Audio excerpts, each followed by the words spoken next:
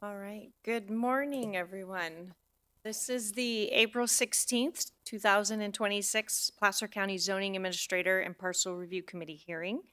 I am Stacy Wydra, and I will be the hearing officer for today's hearing. I want to start by providing some information about participating in the hearing process. The Planning Commission hearing room is open to in-person attendance. Please also be advised that today's hearing is being recorded and will be available on the county's website under the Zoning Administrator / Parcel Review Committee agenda. In-person public comment will be offered during the meeting. When providing public comments, please come to the podium, state your name for the record, and begin your comments. You will have 3 minutes. So everyone understands how the hearing process works. First, I will ask staff for their presentation. Then I will ask the applicant or their representative to come to the podium and then provide additional information they would like me to consider. After that, I will open the item for public comment. And again, if you could come to the podium and state your name. And then after public comment has been received, I will close public comment and take action on the item. However, before we begin reviewing the items listed on the agenda for today, I'd like to open it up to public comment on matters that are not on today's agenda. So for any in-person comments, if you'd like to come to the podium for any items not on the agenda. Okay, seeing none. Anyone online that wishes to provide any public comment for items not on the agenda? I see no hands raised. No hands raised. Okay. And so with the Zoom, I'll just for folks on Zoom, during the item of which you wish to speak, if you wish to speak, please raise your hand with the hand icon at the bottom of the page, or if you're calling in, please press *9 to raise your hand, and we'll answer you in the order that we received. So the first items I will cover are consent items listed on the last page of the agenda. All items will be approved by a single vote. However, I am asking anyone may ask to address consent items prior to the Parcel Review Committee taking action, and the item may be removed for discussion and or hearing. Does anyone wish to pull any items from the consent? Yes, Mr. Deck.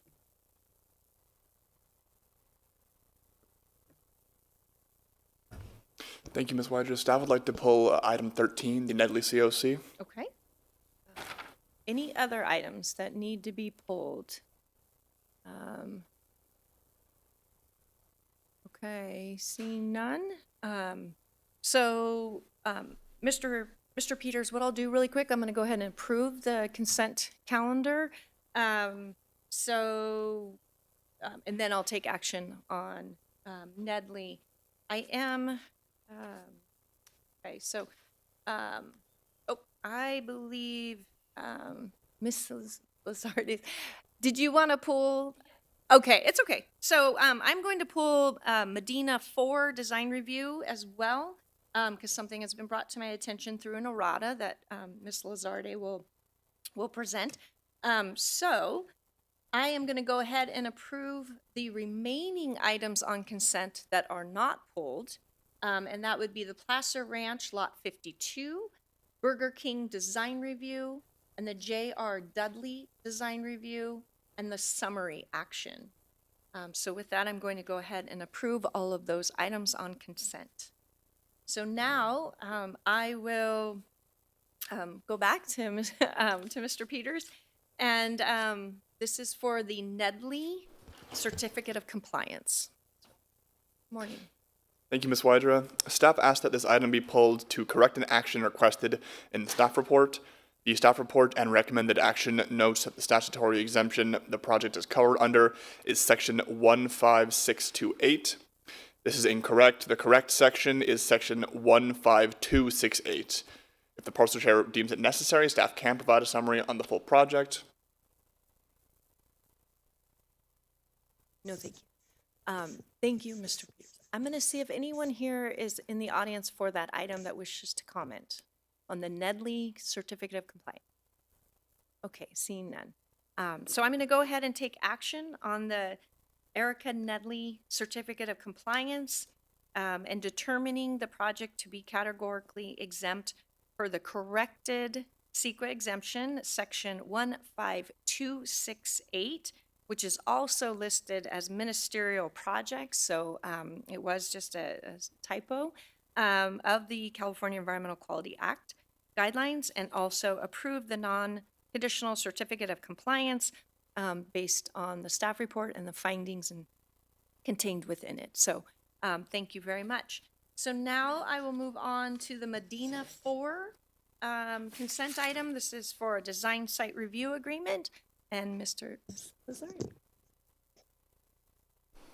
Thank you, Ms. Wydra. Staff requests that the Medina 4 Design Review PLN 25-00448 be pulled from the consent agenda to revise the recommended conditions of approval.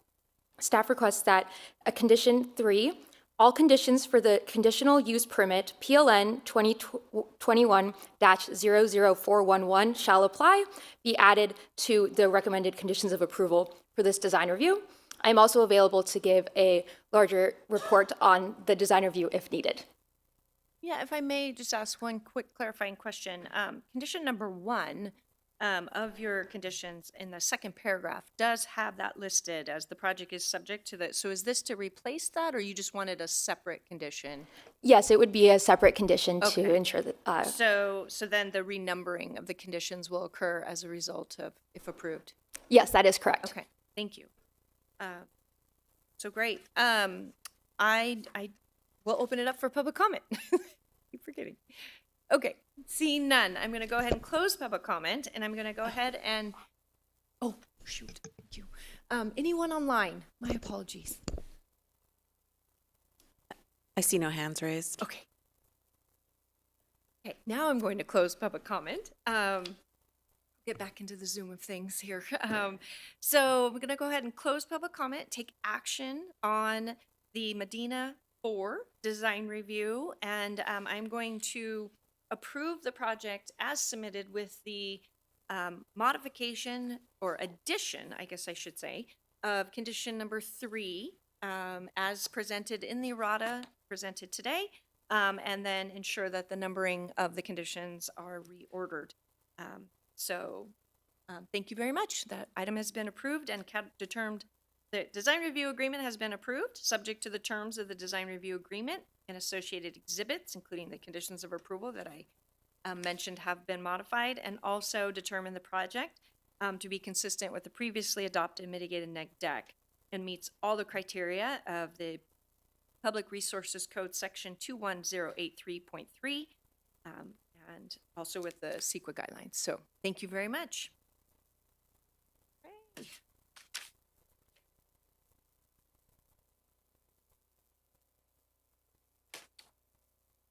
All right, so now we will continue as the Parcel Review Committee and Zoning Administrator for the timed items. And our first timed item is at 10 a.m. in the Sing Minor Land Division.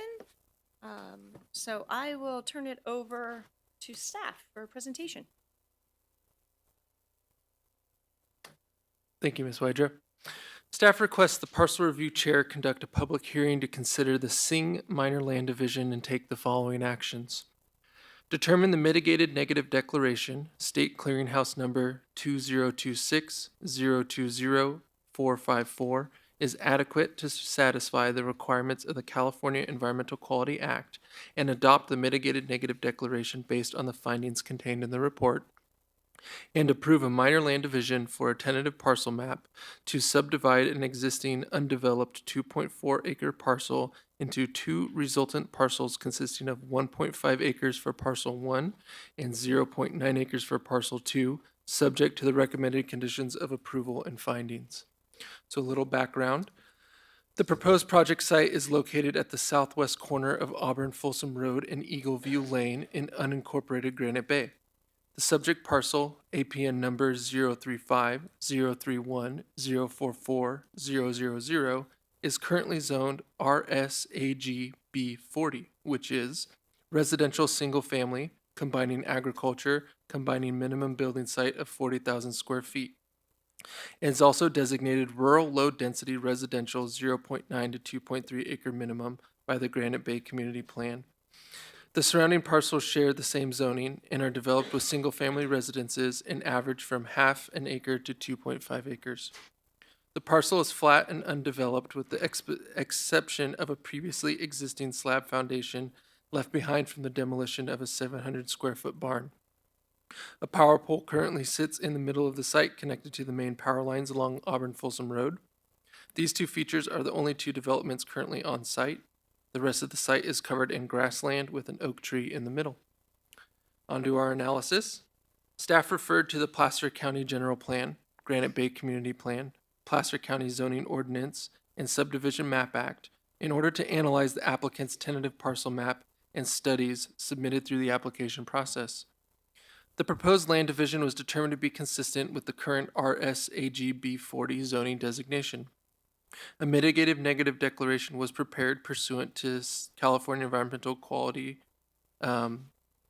Act, identifying potential environmental impacts in 5 areas: biological resources, geology and soils, hydrology and water quality, noise, and tribal cultural resources.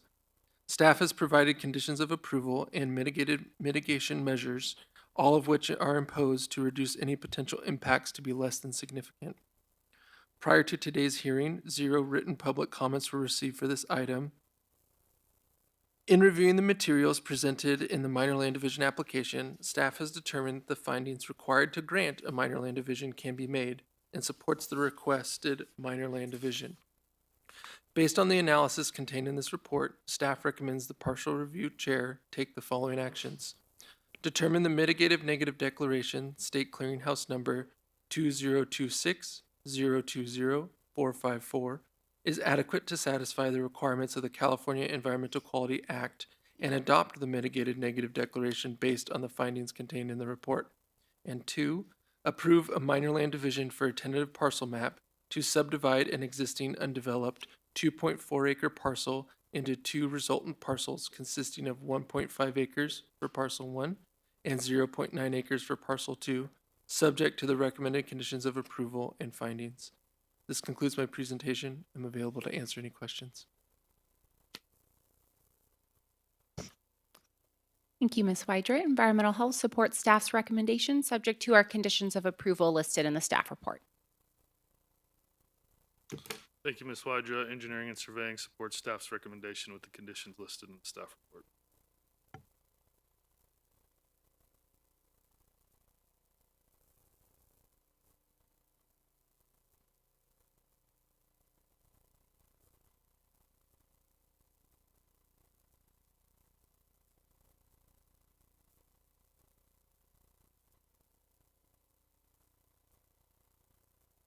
I appreciate the presentation. I think we're following everything that Placer is asking us. So if you have any questions, we can answer. Okay, thank you. Thanks. I do have one quick question, and yeah, for you or staff.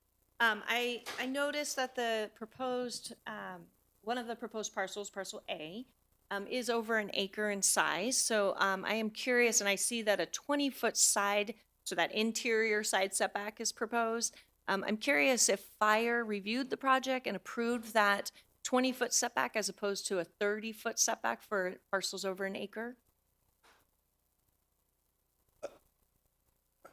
As far as I'm aware, yes, they had no comments. Okay, so they did, Specific they to did that. receive the project and reviewed it? Okay. good Yeah, and consideration. we do have a 30-foot wide proposed private road and public and private utility easement on the utility plan as well. So they did.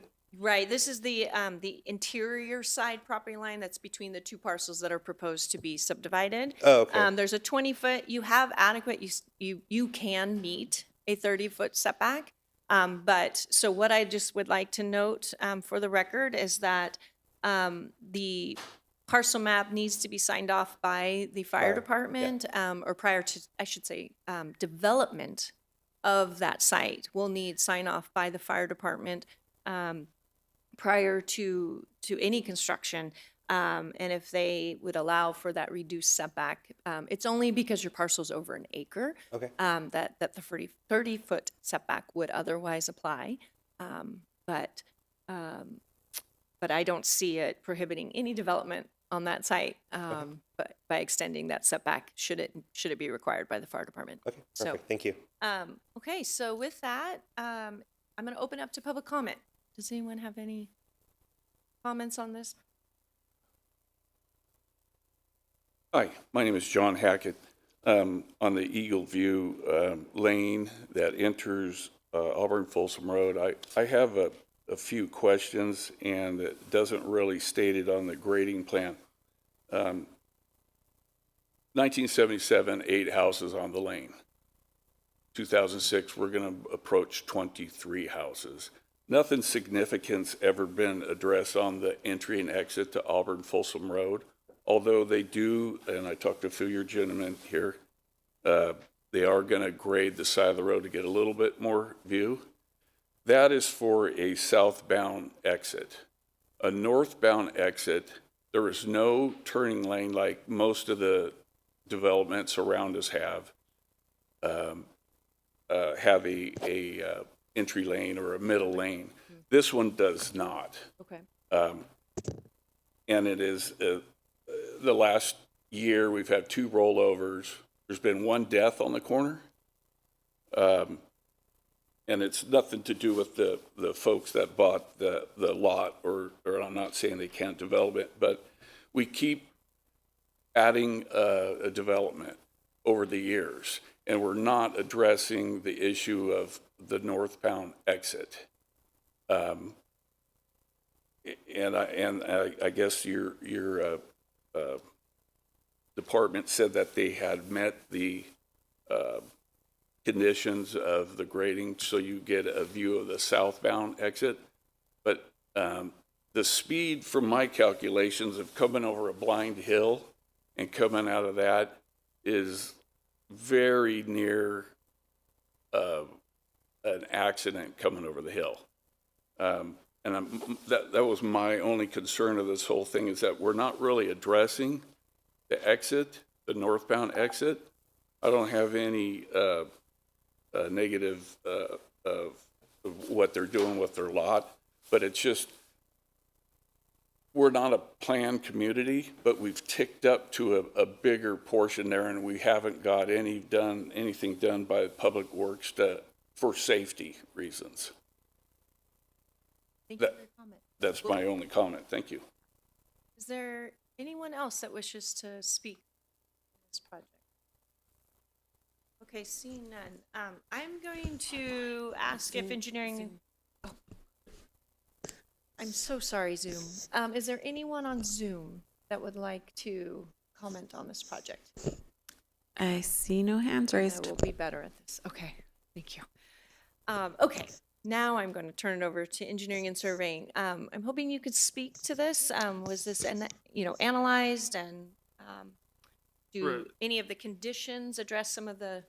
Yes, so the project was conditioned to do some grading there within the county right of way on where the project fronts Auburn Folsom Road, and that was to increase sight distance there when looking south.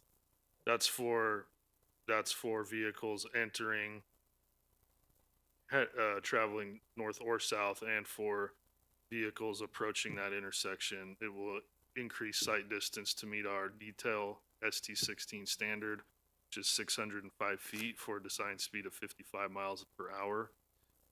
As I explained, I talked with the gentleman before the hearing, and for minor land divisions, it's not going to trigger any sort of widening of a county road for a 2-lot split. So it was reviewed for a minor land division. We improved the safety situation as much as we possibly could with the minor land division. It'll be an improved condition there when this project is finished, and so a minor land division doesn't trigger off-site improvements on a county road that would require widening, and I understand the gentleman's concerns, but we can't address it with this project like we would with a major subdivision. Okay, and just to confirm, you're referring to condition number 26, that with the improvement plans, obtain an encroachment permit to improve the existing encroachment in the same location of Eagle View Lane onto Auburn Folsom Road, and then constructed to the standard plate detail you mentioned, I think ST-16 minor, Correct. and then the design speed of 55 miles per hour. And so, unless an alternative design speed is approved by the Department of Public Works. So could you expand a little bit on that for me? What is that, for if a different design speed is considered? So at times, there may be constraints in the field that warrant a reduction in design speed. There weren't any identified here. Okay, The applicant demonstrated that they would be able to meet the design speed. okay, Like, sometimes if there's a corner or a stop sign nearby, there may be an argument by the applicant that vehicles aren't actually traveling the listed design speed of the road. But in this case, that wasn't considered. That's part of the standard condition, but we didn't reduce it at all. okay, thank you. So I'm gonna go ahead and close public comment.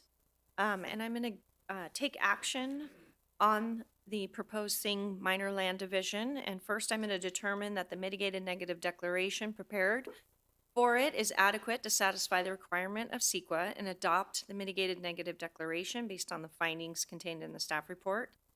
And I'm going to approve the minor land division for a tentative parcel map to subdivide an existing undeveloped 2.4 acre parcel into two resultant parcels consisting of 1.5 acres, parcel 1, and 0.9 acres, parcel 2, subject to the recommended conditions of approval and the zoning district requirements for setbacks and the fire approval for setbacks at the time of development of parcel 1, and subject to the findings contained within the staff report. And I do feel that condition number 26 will address the concerns of the road that is currently, that we heard about today. So thank you very much. Administrator Wydra, Oh, yes. for clarification for the record, is your adoption of the mitigated negative declaration also include adoption of the mitigation monitoring and reporting program? Yes, yes. And if you'd like, I may, thank you, council. I can restate that for the record if you think it would. This conversation would be Great. sufficient. Okay, so thank you. Yes, plus the mitigated monitoring reporting program. Okay, so if anyone feels adversely affected by my decision, there is a 10-day appeal period before this decision becomes final.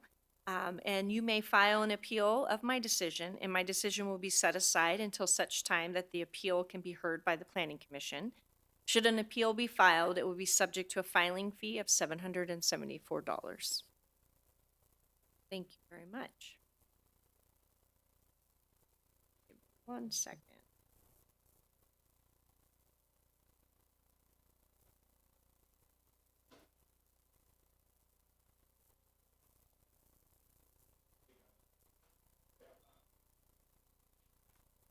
Right, so moving on to, we'll do a staff switch here. Moving on to our 10:05 item, the Quick Quack Innovation Center Minor Land Division. And Mr. Slim, turn it over to you.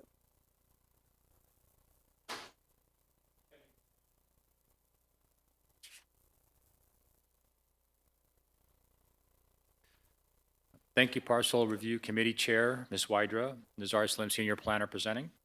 Staff requests that the Parcel Review Chairperson conduct a public hearing to consider a request for a two-parcel land division through a minor land division application, PLN 25-00309, and take the following actions. Determine that the project is consistent with the previously certified Sunset Area Plan Placer Ranch Specific Plan Environmental Impact Report, State Clearinghouse number 2016-112012, pursuant to California Environmental Quality Act Guidelines, Section 15168, and no additional environmental review is triggered per Sections 15162 through 15164.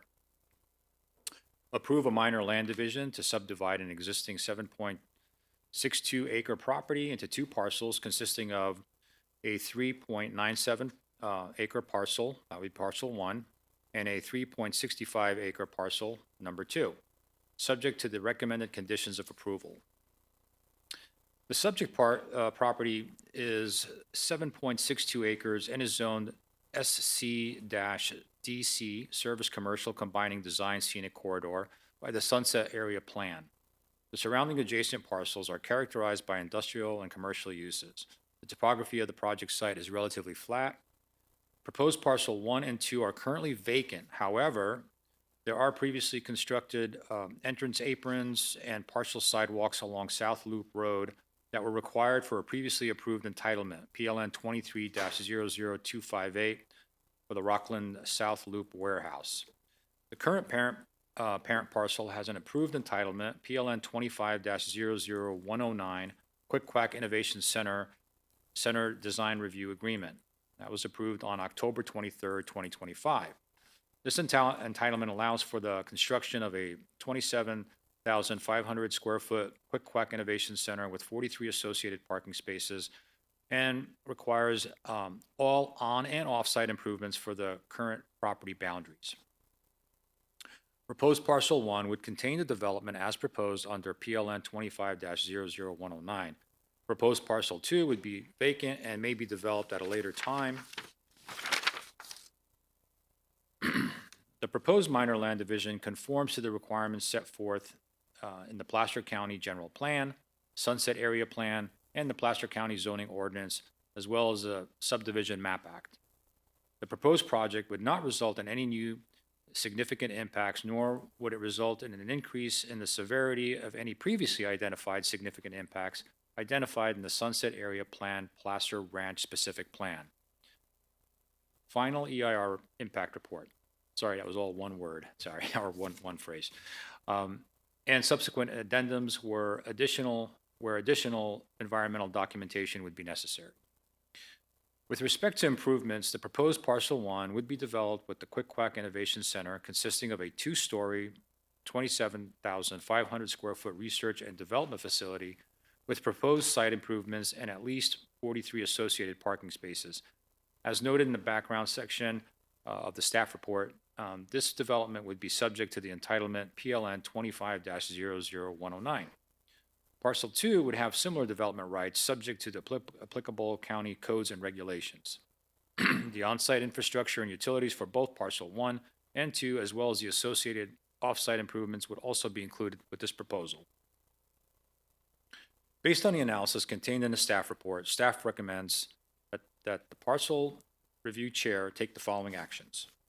Determine that the project is consistent with the previously certified Sunset Area Plan, Placer Ranch Specific Plan Environmental Impact Report, State Clearinghouse Number 2016112012, and meets criteria in the Public Resource Code sections 21083.3, and that none of the conditions in sections 15162 through 15164 apply because the proposed project does not result in any new significant impacts, nor does it result in an increase in the severity of any previously identified significant impacts identified in the Sunset Area Plan, Placer Ranch Specific Plan, Final Environmental Impact Report, and subsequent addendums where additional environmental documentation would be necessary. And 2, approve the minor land division to subdivide an existing 7.62 acre property into 2 parcels consisting of a 3.97 acre parcel for 1 and 3.65 acre parcel for 2, or parcel 2, subject to the conditions of approval and based on the following findings. The proposed Quick Quack Innovation Center minor land division, PLN 25-00309, is consistent with the objectives, policies, general land use, and programs as specified in the Placer County General Plan and Sunset Area Plan as discussed in the staff report. The design and required improvements of the proposed subdivision are also consistent with said plans and applicable county ordinances. B, the site of the proposed parcel map is physically suitable for the type and proposed density of the development.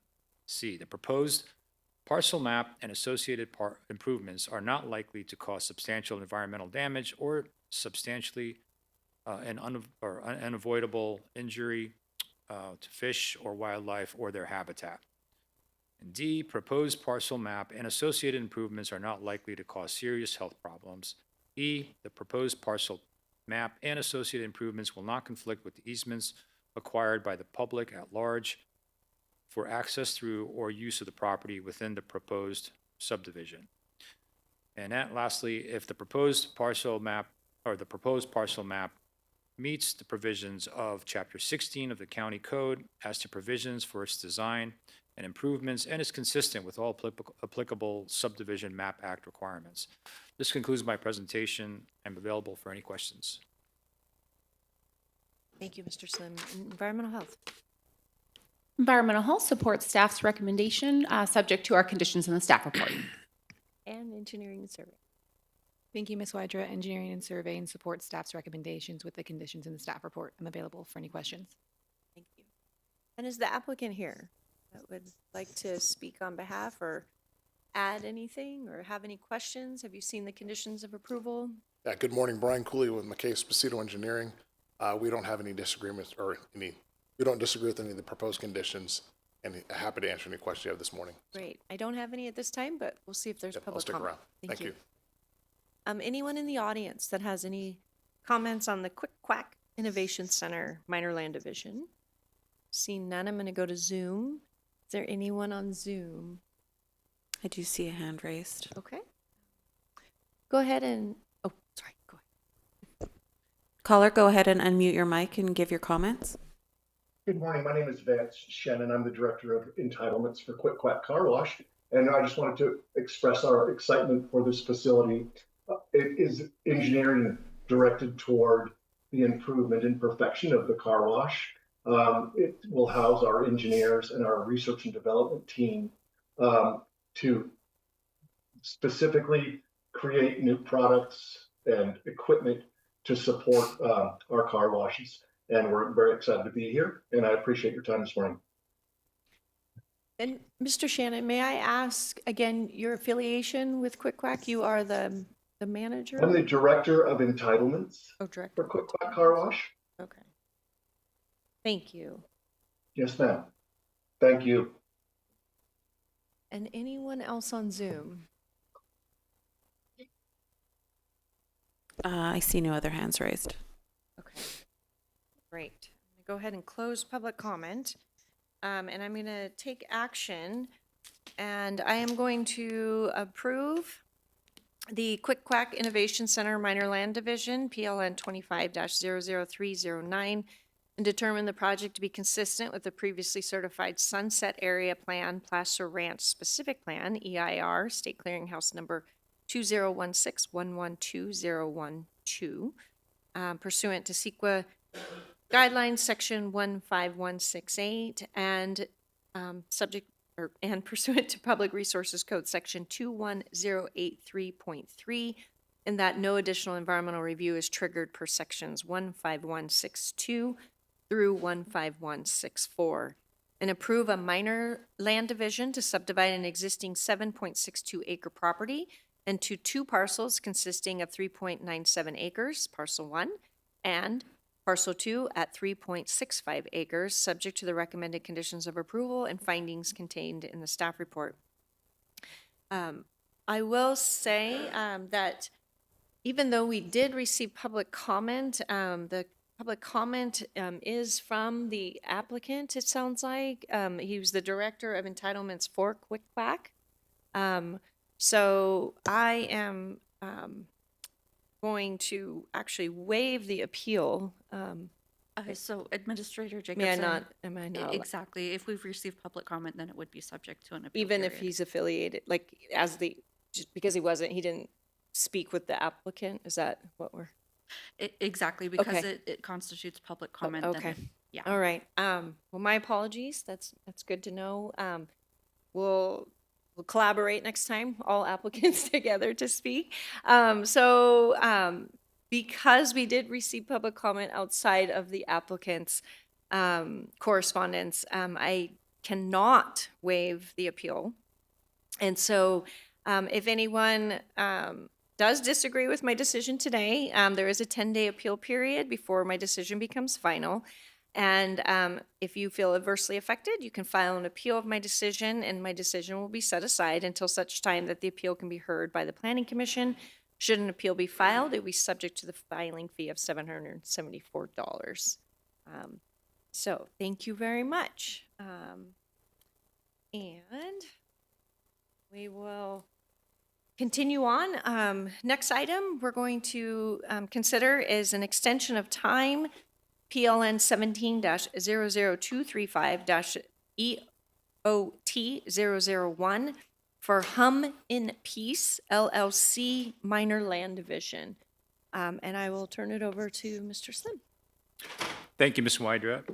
Continuing, staff requests that the Parcel Review Committee chairperson conduct a public hearing to consider a request for a third and final 2-year extension of time through extension of time permit PLN 17-00235 and take the following actions.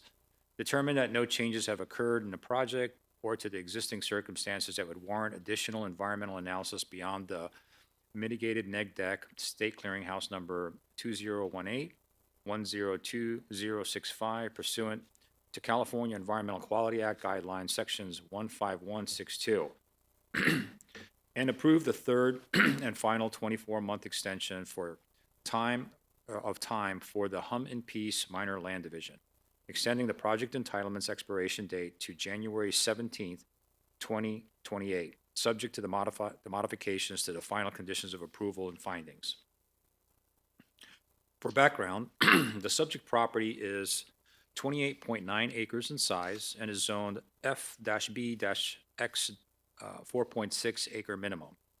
That's farm combining minimum parcel size of 4.6 acres and is located within the Weimar Applegate Clipper Gap Community Plan at 20465 Placer Hills Road in the Weimar area. I apologize if I'm not pronouncing that correctly. Zoning for surrounding adjacent parcels is as noted in Table 2 of the staff report and developed with rural residential land uses. The proposed project is for a previously approved tentative parcel map that allows for the creation of 3 residential lots consisting of a 18.9 acre lot, parcel 1, a 5 acre lot, parcel 2, and another 5 acre lot, parcel 3.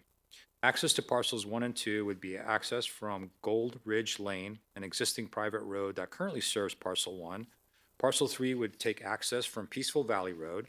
The project would construct improvements to widen Gold Ridge Lane to design detail ST-1 standard, including a design detail ST-11 standard turnaround, and to construct improvements to the existing encroachment onto Placer Hills Road to a design detail ST-16 minor standard.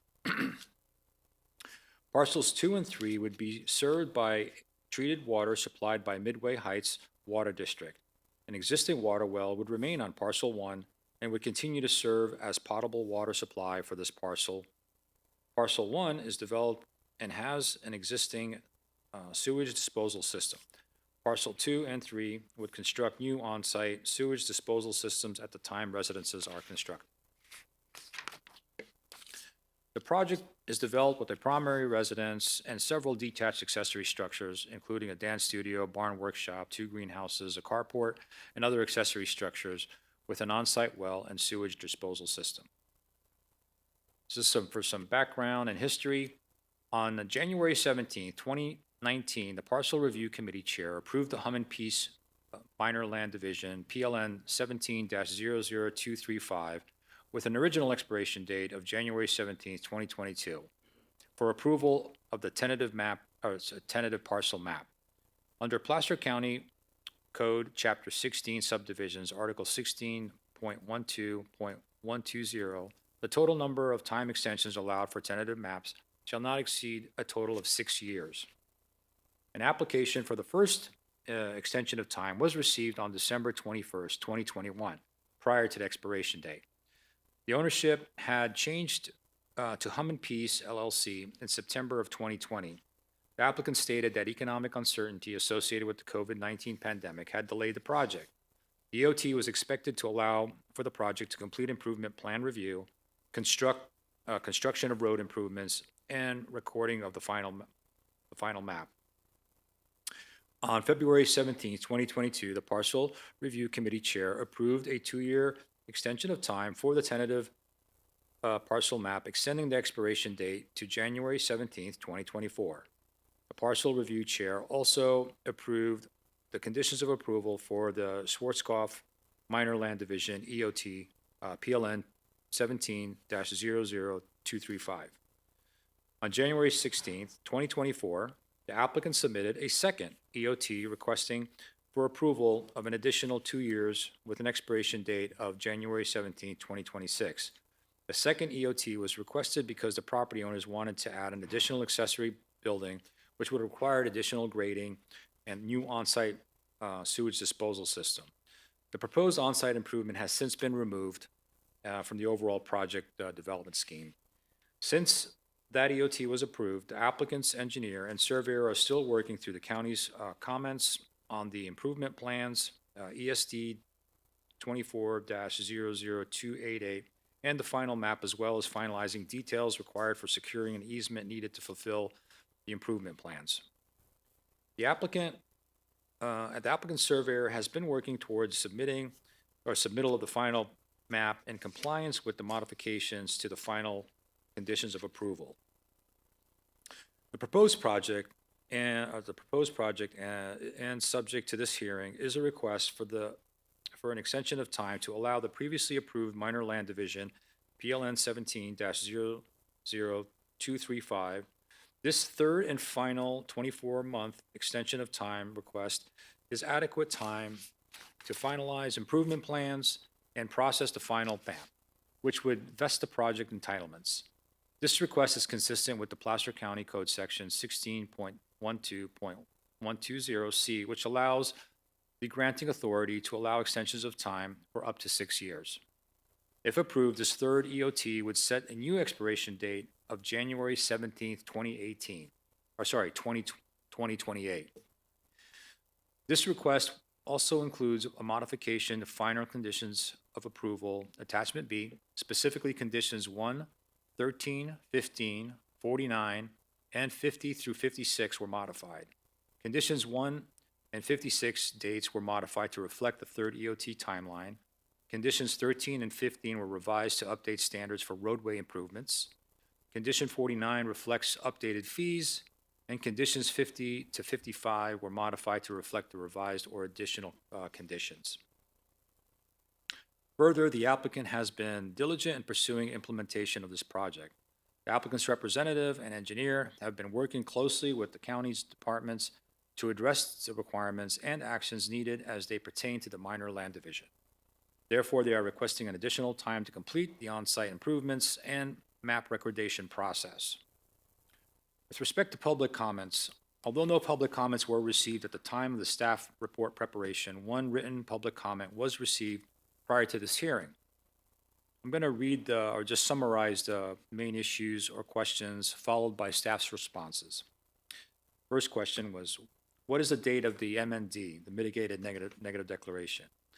A mitigated negative declaration was prepared for the Schwarzkopf Minor Land Division pursuant to California Environmental Quality Act, State Clearinghouse 2018, 102065. The mitigated negative declaration was circulated for a 30-day public review period, which closed on November 27th, 2018, and adopted on January 17, 2019 by the Parcel Review Committee Chair. Second concern, delivery trucks were damaging the road. I really can't get too into it other than I could say that I can't confirm there were any trucks during a site visit that I had made. The road was navigable and easily accessed. It should be noted also that the Gold Ridge Lane would be widened and improved. So if any damage does exist, that's going to be remedied with that improvement. Another comment, request that the owners provide sanitation services. I was going to go ahead, or for their employees, I was going to go ahead and just ask the applicant to respond to that. think lastly, there was concern over the required improvements of Gold Ridge Lane. This is a requirement of engineering and the surveying department. They feel it's appropriate, and if there's any additional elaboration on that, I would direct that to ESD. Lastly, for a recommendation, based on the analysis contained in this report, staff recommends that the Parcel Review Committee Chair take the following actions. Determine that the previously approved mitigated negative declaration, State Clearinghouse number 2018-102065, was found to be adequate to satisfy the requirement of California Environmental Quality Act and approved by the Parcel Review Committee Chair on January 19, 2019. No changes have occurred in the project or to the existing circumstances that would warrant additional environmental analysis beyond the mitigated negative declaration pursuant to California Environmental Quality Act guidelines, section 15162. Secondly, approve the third and final 24-month extension of time for the Hum and Peace Minor Land Division, subject to the modifications to the final conditions of approval and based on the following findings. No changes have occurred in the project or to the existing circumstances that would warrant additional environmental analysis beyond the MND pursuant to CEQA, section 15162. No changes are being proposed to the project from the manner in which it was originally reviewed and approved. No change of conditions or circumstances have occurred with the Hum and Peace Minor Land Division project, PLN 17-00235, that would have been grounds for denying the original application. The applicant has, and D, the applicant has been pursuing implementation of the project by undertaking reasonable efforts to satisfy the modifications to the final conditions of approval, coordinating with staff about utility connections, and constructing the required on and off-site improvements. And lastly, an extension of the expiration date for the tentative parcel map is consistent with the objectives, policies, general land use, and programs as specified in the Placer County General Plan and the Weimar, Applegate, Clipper Gap Community Plan, and will not be detrimental to the orderly development of the county or to the general public health, safety, or welfare. This concludes my presentation. I'm available for questions. Thank you. And environmental health? Environmental Health has no comments or objections to the extension of time. And engineering surveying, and I'm hoping maybe you could expand a little bit too on the road improvements, of what the requirements are and the changes to them, to the conditions of approval. Was it just to align with a change in the plate number, or if you could just expand on that for me too? Correct. So no changes to the requirements of Okay. the widening of the private roads. It's just to update to our current plates. Plate standard, okay, Related to updates in our land development manual. okay. So they have, looking for the conditions so I can read it, I believe Yeah, it's number 300, 13 and 300 feet total of off-site, road widening on the two private roads. Yes, 100 feet of Gold Ridge Lane and 200 feet of Peaceful Valley Road. So yeah, no changes to the actual requirements. Okay, great. Thank you. I may come back to you. So, Okay. is the applicant here to speak on behalf? And if you could address the employee question that we received from the public comment? Yeah, good morning, Ms. Wydra. And first and foremost, thank you to the staff for their extra effort on this extension. As it says, it's a previously approved tentative map that we're just asking for extension on. We had considerable discussions with PG&E on easements from the 1900s that were not described. Needed to get clarification on where they were, how do we abandon the ones that are not being used, and how do we go forward with easements that are being used. So that's been a little bit of a slow process with PG&E. In regards to staff's comment on the facilities, there are restroom facilities on site. We've asked our applicant to speak with its staff and contractors and visitors to make sure that they're using the appropriate facilities, it being rural in nature. Folks have a tendency to use trees. And if you could state your name for the record. My name is Jason Foyer from Cranmer Engineering. Thank you. Okay. Anyone from the public that would like to speak on behalf of this project? Okay, seeing no one in the audience. Anyone online that wishes to speak on the Hum and Peace extension of time, Minor Land Division via Zoom. I see no hands raised. Okay, great. So I'm gonna go ahead and take action on this project, and I am going to approve the extension of time, PLN 17-00235-EOT001 for the Hum and Peace LLC Minor Land Division. And I'm going to determine that there are no changes that have occurred in the project or to existing circumstances that would warrant additional environmental analysis beyond the mitigated negative declaration that was prepared for the project and pursuant with the CEQA guidelines, section 15162.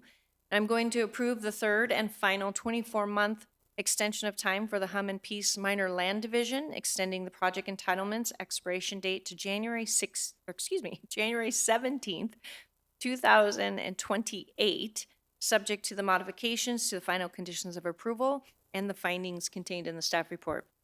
And so since we did receive public comment on this project, and there is a 10-day appeal period before my decision becomes final. And if anyone disagrees with my decision here today or feels they have been adversely affected, they may file an appeal of my decision, and my decision will be set aside until such time that the appeal can be heard by the Planning Commission. Should an appeal be filed, it will be subject to a filing fee of $774. So thank you all. All right, so we're gonna move on to the next item. Okay, I am moving on to the 10:15 a.m. item for the Alpine Circle Road Administrative Review Permit, PLN 26-00053. And I believe we have a fill-in for Ms. Becker and Mr. Plumley, if I may turn it over to you. Thanks, Ms. Widra. Staff requests zoning administrator continue the Alpine Circle Road Administrative Approval Permit, PLN 26-00053, to the May 21st, 2026 Zoning Administrator / Parcel Review Committee hearing. The continuance request is made due to an error in the agenda. Staff is requesting that the zoning administrator take the following action. Continue this item from the April 16th, 2026 Zoning Administrator Parcel Review Committee hearing to the May 21st, 2026 Zoning Administrator Parcel Review Committee hearing. Thank you. Thank you. Environmental Health, do you have any objections to the? No objections. Okay. And Engineering and Surveying? Engineering and Surveying has no objections. Oh, gosh, you guys. Thank you. Okay. I am going to go ahead and So at this point, I would suggest you take public comment just on the matter of a continuance for this item. okay, just the continuance. Okay, great.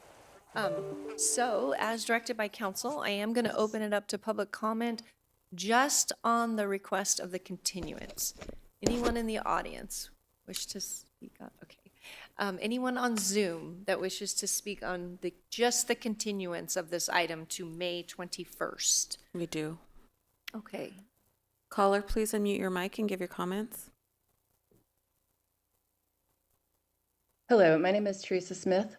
I am a full-time resident of Alpine Meadows and secretary of the Alpine Manors HOA. I'm here to formally state our community's opposition to PLN 26-00053 as currently submitted. We have submitted written comments identifying... Excuse me, ma'am. I'm going to go ahead and interrupt you really quick. There has been a request to continue this item to May 21st. Yeah. Okay. And so what I'm asking for today is if you have any public comment on that continuance request. Okay, my apologies. It's okay. Do you have any concerns with continuing it to May 21st? No. Okay, great. But we would love to hear your comments on May 21st. Yes. Okay, yeah. Just wanted to speak to public comment. Okay. My apologies. No apologies needed. A little confusing because there is a continuance that's been requested. So I'm going to go ahead and close public comment. And I am going to take action, and I'm going to continue the Alpine Circle Road Administrative Review Permit, PLN 26-00053, to a date and time certain of May 21st at 10 a.m. Is that time slot open? Administrator Jacobson? We don't have 10:05. I'm sorry. Just a suggestion in the phrasing would be 10 a.m. or a time shortly thereafter. Okay. Yeah, why don't we do that? 10 a.m. or a time shortly thereafter. Okay. Thank you all. Okay, we're going to move on to the next item on the agenda, which is the Michelle. I'm not sure if I'm pronouncing that correctly or not, so my apologies if I am not. But it's for an as-built garage front edge of easement setback variance, PLN 25-00337. I'll turn it over to planning. Thank you, Ms. Wydra. Staff requests the zoning administrator continue the Mitchell variance, PLN 25-00337, to the May 21st, 2026 zoning administrator parcel review committee hearing. The continuance request is made in order to maintain decision-making continuity with the zoning administrator hearing officer, Crystal Jacobson, who originally heard this item at the February 19th, 2026 hearing. During that hearing, Ms. Jacobson continued this item to the March 12th, 2026 hearing and directed staff to prepare supplemental analysis for her consideration. At the March hearing, Ms. Jacobson took action to continue this item to the April 16th, 2026 hearing and directed staff to return with findings and draft conditions of approval for this variance. Ms. Jacobson is unexpectedly unavailable for this hearing due to scheduling conflicts. Therefore, staff request continues to the May 21st, 2026 hearing. The applicant has been consulted on this matter and agrees with the continuance request. So, staff requests the zoning administrator take the following actions. Continue this item from the April 16th, 2026 zoning administrator parcel review committee hearing to the May 21st, 2026 zoning administrator parcel review committee hearing. Thank you. Thank you. And environmental health, do you have any objections to the continuance? No objections. Engineering surveying? No objections. Okay. And I did see in the memo that was provided that the applicant has been consulted on this matter. Is the consultant or applicant here or on the? He is not. Okay, okay. And so I'm going to go ahead and open it up to public comment for any comments on the request for the continuance. I see no one in the audience. I'm going to go ahead online and. I see a hand raised. Okay. Go ahead and state any comments you have on the continuance.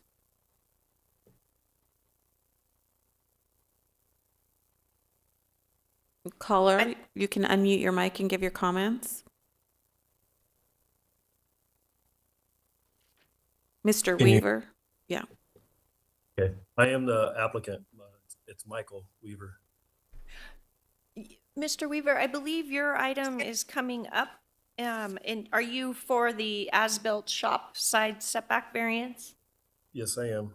Okay. I believe that, yeah, so this would be the Forest Hill off of Cedar View. No, that we are correct? currently on the Michelle garage front setback variance. So Very confusing. I'm sorry. If you wouldn't mind just hanging on, we have one more item ahead of yours after we take action on this item. Okay. So I'm going to go ahead and take action on the Michelle as-built garage front edge of easement setback variance, PLN 25-00337. And I'm going to continue it to the date and time certain of May 21st at a time of 10 a.m. or soon thereafter. And so we will put the agenda together with these two continued items so far to date. All right. So we're going to just keep moving right along here. And I am moving on to the Barker Home Addition and As-Built Accessory Structure Setback Variance, PLN 25-00359. Mr. Plumley, I'll turn it over to you. Thank you, Ms. Wydra. Staff requests the zoning administrator conduct a public hearing to consider Barker Home Addition and As-Built Accessory Structures Setback Variance, PLN 25-00359, and take the following actions. Determine the project is categorically exempt from environmental review in accordance with sections 15301, 15303, and 15305 of the California Environmental Quality Act guidelines, and sections 1836030, 1836050, and 1836070 of the Placer County Code. Approve a variance to allow for the construction of a 533 square foot home addition 7 feet 11 inches from the side property line and 8 feet from the rear property line where a 30-foot side and rear setback is normally required. Approve a variance to allow an as-built 720 square foot detached garage to remain 11 feet from the front property line where a 50-foot front setback is normally required. And approve a variance to allow an as-built 133 square foot shed to remain 1 foot from the side property line where a 30-foot side setback is normally required, all subject to the recommended conditions and approvals and findings in the staff report. So a little bit of background. The subject property is located at 1786 Taylor Road in Penryn and is currently developed with a 1,100 square foot single-family residence located in the northwest corner of the parcel. There is a paved driveway that loops in front of the home that is accessed via Taylor Road. The parcel is triangular in shape and is undersized at 0.6 acres compared to neighboring parcels, which average from 2.0 acres to 6.5 acres in size. The topography is slightly sloped from the northern corner of the parcel towards the southern property line, and the center of the parcel has large granite boulder outcroppings. The surrounding properties on all sides of the parcel share the same RAB 100 zoning as the subject property. 2 out of the 4 neighboring parcels are developed with residences, while the other 2 parcels are undeveloped. In our analysis, staff conducted a site visit to confirm the location of the single-family residence and 3 as-built accessory structures and photographed existing site conditions. Staff noted that the parcel's buildable space that is compliant with the current setbacks is covered in large granite boulders. Staff researched the history of the parcel creation and found that the undersized 0.6 acre parcel dated back to the 1950s, which predated the current rural residential 4.6 acre land use designation and the RAB 100 zoning. The subject parcel's size and shape creates a challenge for residential development. The total square footage of the parcel is approximately 26,136 square feet. The current setbacks cover 22,676 square feet of the site, which only leaves 3,460 square feet, or 13%, of the parcel's land that could be developed in compliance with the setback standards. Staff analyzed whether any of the as-built structures could be relocated to reduce the setback encroachments. However, any relocation would hinder emergency vehicle access. Staff consulted with Placer Hills Newcastle Penryn Fire District and was confirmed they would not support relocating the structures because the current driveway and garage access provides adequate emergency vehicle access and turnaround space. Staff concluded that special circumstances exist due to the parcel's size, shape, topography, and the fire safety requirements, and the proposed placement is the most logical given the on-site constraints. Prior to today's hearing, 0 written public comments were received for this item. In reviewing the materials presented in the variance application, staff has determined that the findings required to grant a variance can be made and supports the requested setback variance. Based on the analysis contained in the report, staff recommends the zoning administrator take the following actions. Determine that the project is categorically exempt from environmental review in accordance with sections 15301, 15303, and 15305 of the California Environmental Quality Act guidelines and sections 183630, Class 1, existing facilities, 183650, Class 3, new construction or conversion of small structures, and section 183670, Class 5, minor alterations and land use limitations of the Placer County Code. Because the proposed construction of a home addition and existing structures, the detached garage and shed, are exempt projects under Class 3 and Class 1, and adjusting a setback is an exempt action under Class 5 that would not result in the creation of any new parcel. And 2, approve the Barker Home Addition and as-built accessory structure setback variances, PLN 25-00359, in accordance with Placer County Code Section 1760-100 variance, subject to the recommended conditions of approval and based on the findings found in the staff report. This concludes my presentation. I'm available to answer any questions. Environmental Health supports staff's recommendation, subject to our conditions of approval in the staff report. Engineering and surveying. Engineering and surveying supports staff's recommendations with no comments or conditions. Great, thank you. And is the applicant here for the Barker Home Addition and as-built? Hi. If you Yes, can state your name for the record? I'm the applicant, Cody Barker. I believe Joe answered all the questions pretty well. I don't have any more comments at this time, but I'm available for questions. Okay. Thank you. Come back to you if we need to.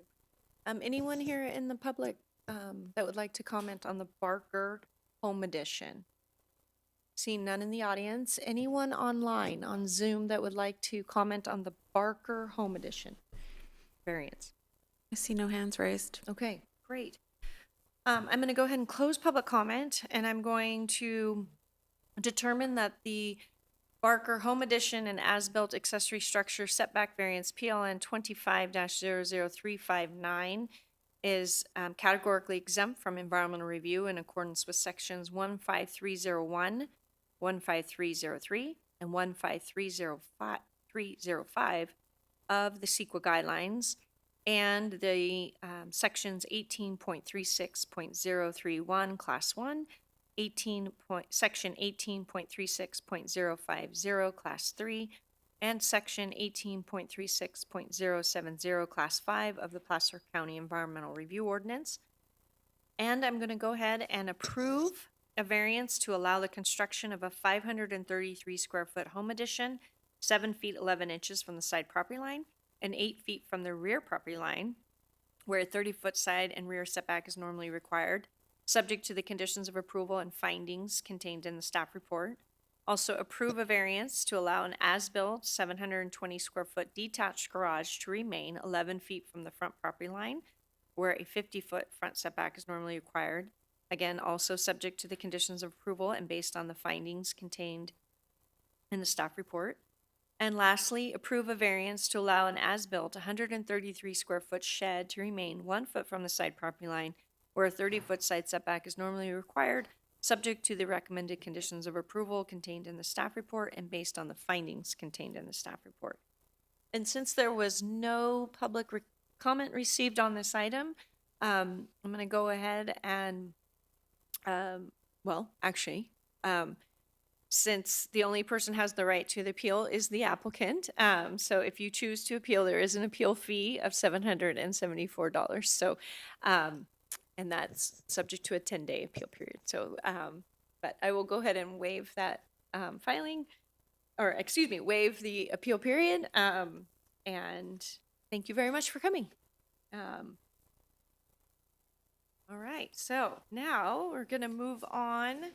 We'll do a planning shift here really quick.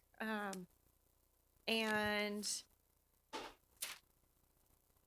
we're going to move on to the Chugay Residence and Shop Front Setback Variance Modification. First one of the year, PLN 26-00001. So I'm going to turn it over to planning, and you can give a presentation. That'd be great, Ms. Lizardi.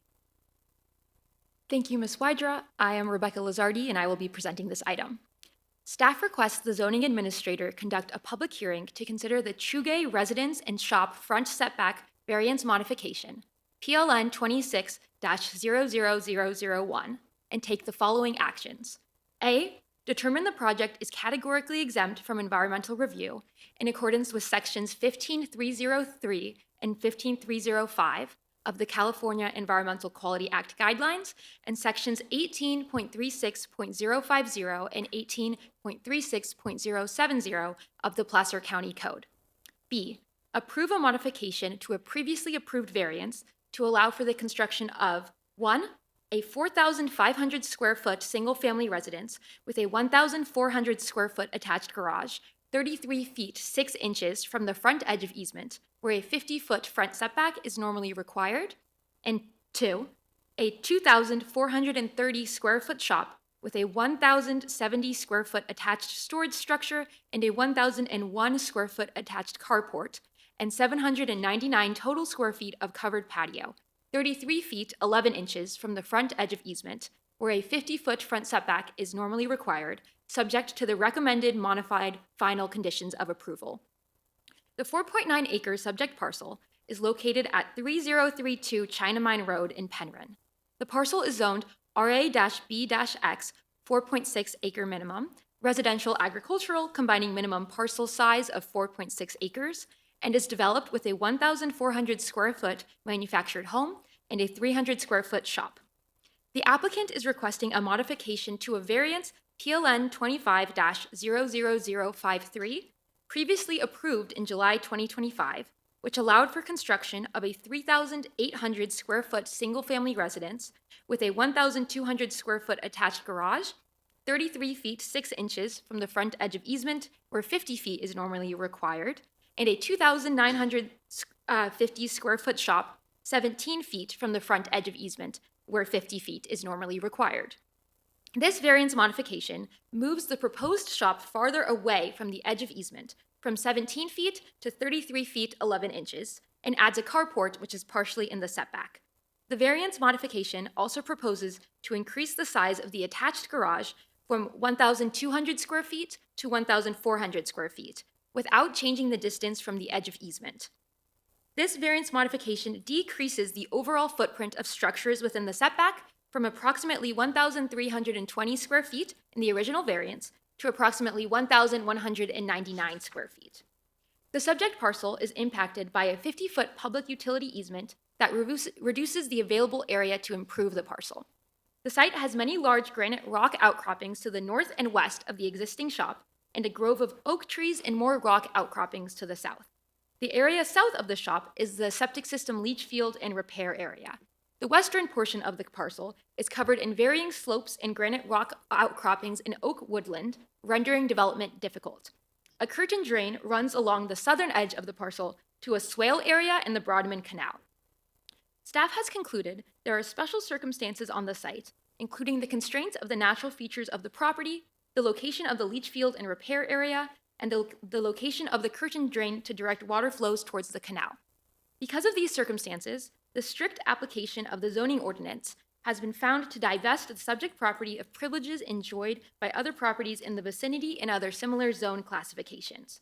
The proposed variance modification would not be a granting of special privileges, nor would it allow an unlawful use in the RA-B-X zoning district, nor would it affect public health and safety.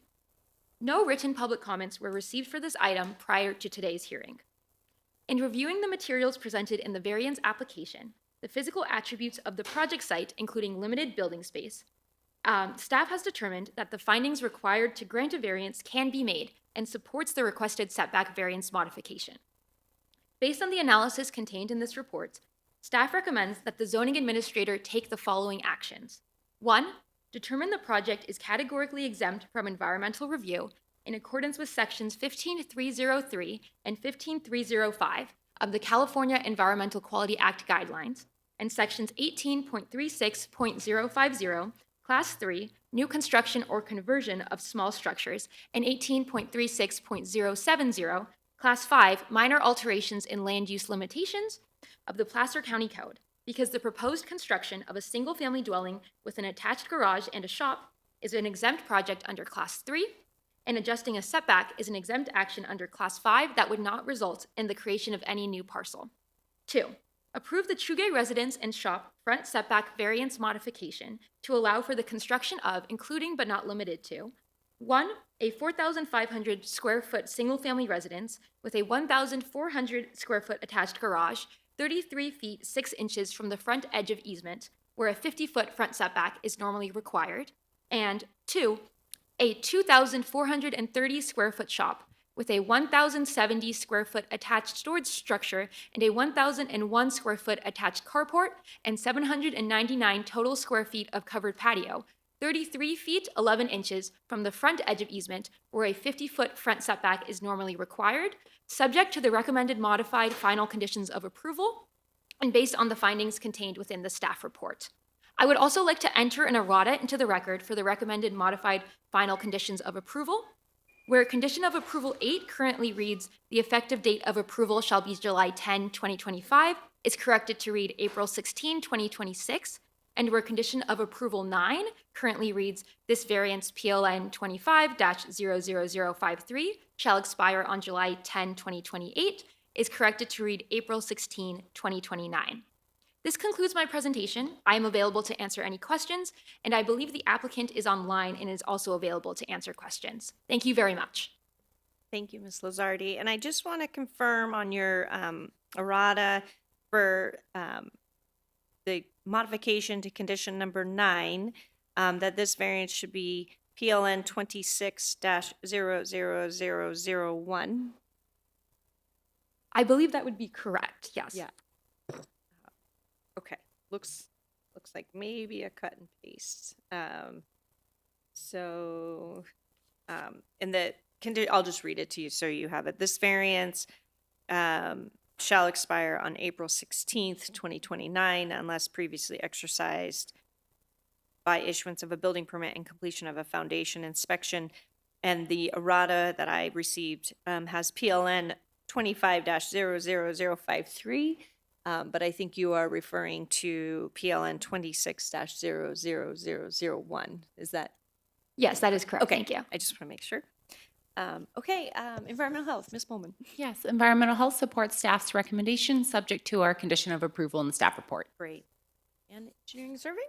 Engineering and surveying supports staff's recommendation with the conditions listed in the staff report. Okay, thank you. And I believe the applicant is online. The applicant for the Chugay residence, did you have any questions or anything you would like to add? We know which one he is. Maybe It may be the phone number. I did confirm with the applicant that he would be attending. I'm unsure if something came up unexpectedly. So if you're on the phone on Zoom, way to raise your hand is to hit the *9. So I'm not sure, caller, there we go. Let's Go ahead and mute your mic and give your comments, please. Hello. Hi there. Hey, yes, my name is David Chugay. I'm the applicant of 3032 China Mine, and I think Rebecca did a pretty good job explaining my situation. But no, I have no further comment. If you guys have any questions, I'm free to answer any questions. Okay, thank you very much for calling in. All right, I'm going to You're open it up welcome. to public comment. Anyone here for the, I don't see anyone. Anyone online on Zoom that is calling in about the Chugay residence setback variance? I see no hands Okay. raised. I'm going to go ahead and take action, and I'm going to determine the Chugay residence and shop front setback variance modification, PLN 26-00001, to be categorically exempt from CEQA, the California Environmental Quality Act guidelines, sections 15303 and 15305, and also sections 18.36.050 class 3 and 18.36.070 class 5 of our Placer County Environmental Review Ordinance. And I'm going to approve a modification to the previously approved variance, which is PLN 25-00053, which the modification is to this application, which is PLN 26-00001, to allow for the construction of the items listed in the staff report. So resulting in a single-family residence, an attached garage, 33 feet 6 inches from the front edge of easement where a 50-foot setback is normally required, and a 2,430 square foot shop with a 1,070 square foot attached storage structure and a 1,001 square foot attached carport and 799 total square feet of covered patio, 33 feet 11 inches from the front edge of easement where a 50-foot setback is normally required. And I'm going to accept the errata to the changes to conditions of approval 8 to reflect the approval date of April 16th, 2026. And then also in the errata to change condition number 9 to reflect this variance as PLN 26-00001 and an expiration date of April 16th, 2029. And so all of my actions are based on the recommended modified final conditions of approval, both within the staff report and in the errata and as modified today, and also based on the findings contained within the staff report. Since we did not receive any public comment, the only person who has the right to appeal is the applicant. So if you choose to appeal, there is an appeal fee of $774. So thank you very much. All right. Moving on to the next item, which is, just going to get my bearings here, the Weaver as-built shop side setback variance. So again, this is the Weaver variance, PLN 25-00347. And I will turn it over to planning, Ms. Lazardi. Thank you again. Again, I am Rebecca Lazardi, and I will be presenting this item. Staff requests the zoning administrator conduct a public hearing to consider the Weaver as-built shop side setback variance, PLN 25-00347, and take the following actions. A, determine the project is categorically exempt from environmental review in accordance with sections 15301 and 15305 of the California Environmental Quality Act guidelines and sections 18.36.030 and 18.36.070 of Placer County Code. B, approve a variance to allow for an existing unpermitted 1,750 square foot metal shop to remain 15 feet from the west side property line where a 20-foot side setback is normally required, subject to the recommended conditions of approval and findings. The 1.1 acre subject parcel is located at 20460 Cedar View Court in Forest Hill. The parcel is zoned RS AGB 40, residential single family, combining agriculture, combining minimum building site of 40,000 square feet, and is developed with a 1,954 square foot single family home, the unpermitted 1,750 square foot prefabricated shop, and a 140 square foot unpermitted shed. The applicant is preparing a building permit application for the smaller unpermitted shed. The subject shop is 52 feet from the seasonal drainage high water line of the stream system, which runs adjacent to the rear property line. A septic system and leach field lie directly east of the primary residence. A driveway runs from north to south from the front property line to the subject south in the southwest corner. In December 2023, Code enforcement received a complaint that a structure was constructed without an approved building permit. In February 2024, notice of violation was issued for the unpermitted shop, and the applicant applied for a building permit. In September 2025, the owner submitted the subject variance application for the unpermitted shop after discovery of the setback violation during the building permit process.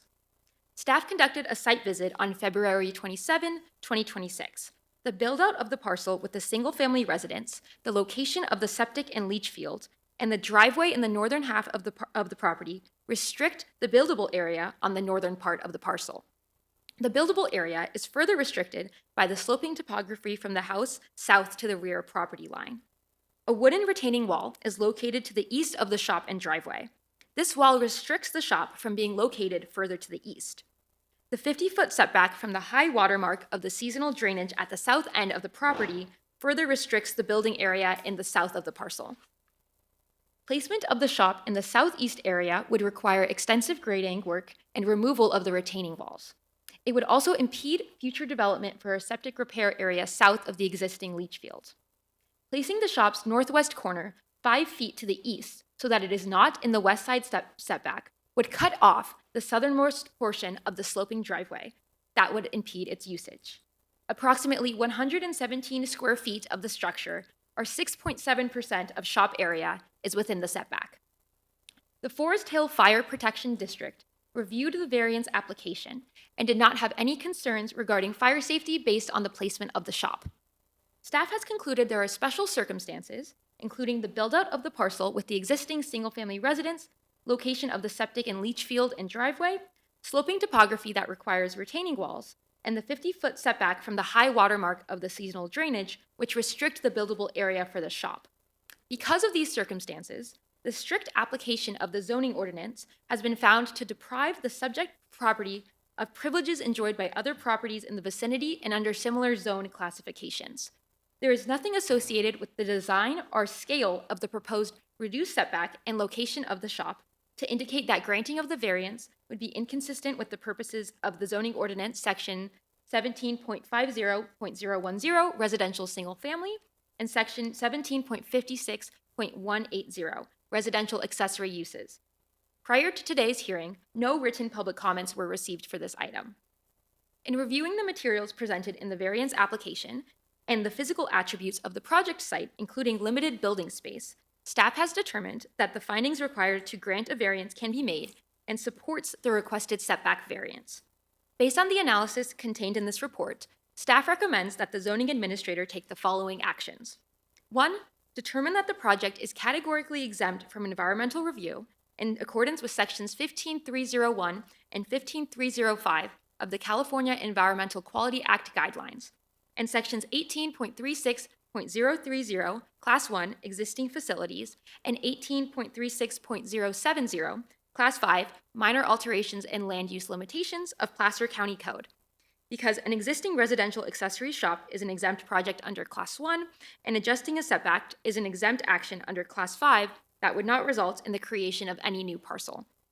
2, approve the Weaver as-built shop side setback variance to allow for an existing unpermitted 1,750 square foot metal shop to remain 15 feet from the west side property line where a 20-foot side setback is normally required, subject to the conditions of approval and based on the findings contained within the staff report. I would also like to enter an errata into the record for the staff report on page 2, table 2, existing conditions by project, where it currently reads metal shop, approximately 1,954 square feet, is corrected to read metal shop, approximately 1,750 square feet, of which 117 square feet is within the setback. This concludes my presentation. I am available to answer any questions, and the applicant is also in attendance over Zoom to answer questions. Thank you. Thank you. No questions at this moment. Environmental health. Yes, environmental health supports staff's recommendation with no additional comments or conditions. Engineering and surveying. Engineering and surveying supports staff's recommendation with no comments or conditions. Okay. And I am going to turn it over to the owner, Mr. Weaver. If you could unmute. I'm curious if you've received the staff report and have any questions or comments? No, I don't have any questions myself. I think she did a great job on depicting what I got going on. Okay. If you can, just stay on. I do have a question for you. I'm curious about the garage door in the back of the structure. If you could just give me a little bit of background on what that is used for, and it accesses back into that side setback. So I'm curious what the need is for that garage door. Really, I mean, I don't use it for anything except to open it up to let a breeze in. I was going to grade the back with some gravel eventually, but I don't have any plans major back there at the time. Okay. Okay, I'm going to just hang on. I'm going to open it up to public comment. Anyone here for the Weaver variance? Yeah, come on up. Hi there, my name is Lisa Heller and I'm a neighboring property and just had questions, being that the location site is in such a high fire severity zone, can neighbors be assured that all electrical to the site has been permitted? That's just a question. Yeah, I'm not at this forum that we, Sure. but we could certainly assist you Sure. in going to the building department counter and seeing what we have on file for the electrical. Okay. It's just a concern, you know, in the area Mhm. and has such a large structure not permitted.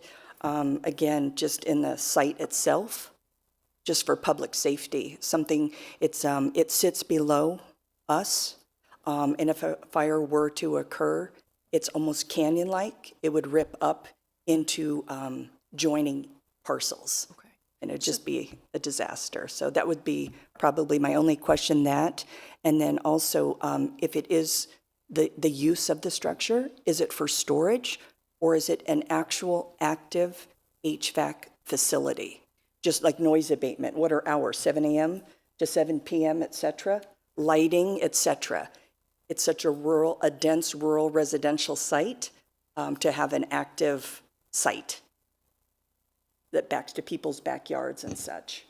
Thank you for your comments. I am, Sure. is that all your comments? Yes. That we'll make sure we address them. Okay, So, thank you. I'm gonna just briefly, just to stay on, these comments so they're fresh in our mind. Ms. Lazardi, can you please respond, to your knowledge of what the use is? And do they have a home occupation, for an HVAC operation, or how, what do you know? And then I can turn it over to the owner if I need to, but. Thank you for your questions, Ms. Hellard. As in discussions with the applicant, it was confirmed that it is used for storage and it's not necessarily used for home occupation. While they do store their HVAC garage on site, it's not a home occupation business. Okay. And I'm sure the applicant can clarify more of the specific machinery that's currently stored in the shop, if that would be helpful. And as I said before, the Forest Hill Fire Protection District did review the project and did not have any concerns, and the the applicant will have to apply for a building permit immediately after this variance if the variance is going to be issued to the applicant. So I hope that answers your questions.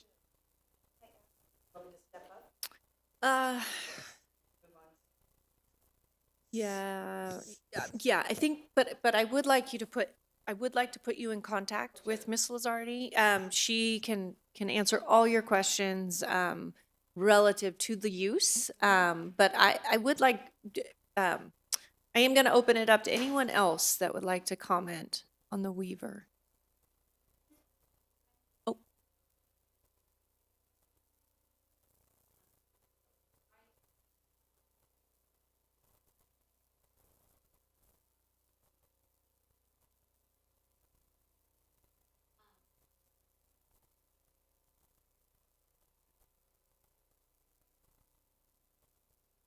And Sorry, please there's state no your name microphones for me. Yes. the record. Kara Yeah. Conklin, Senior Planner with the Planning Services Division. Just wanted to add a little bit to the record that this application, the applicant would be required to submit a building permit in which the electrical would be reviewed and verified during that time. I just wanted to offer up, if the zoning administrator would like to take that into account. So in the conditions of approval, we have that the variance would be exercised by the issuance of a building permit and shall expire April 16th, 2029. I wanted to offer up that, seeing as this is coming from a code enforcement case, that should you so choose to kind of change that timeline, if you want to see something, a building permit issued, within the next 6 months or 3 months, that offer is up to change that condition of approval timeline as well. So are you suggesting to condition number 7? Yes, if the zoning administrator would like that, so that the building permit process is kind of moved up quicker, Okay. the timeline, that if you wish to do that, we can modify condition number 7. Okay. Okay, thank you for that. I'm just going to make sure there's no one else in the audience that wishes to comment on the Weaver variance. I'm going to turn it over to Zoom. Anyone online that wishes to comment on the Weaver variance?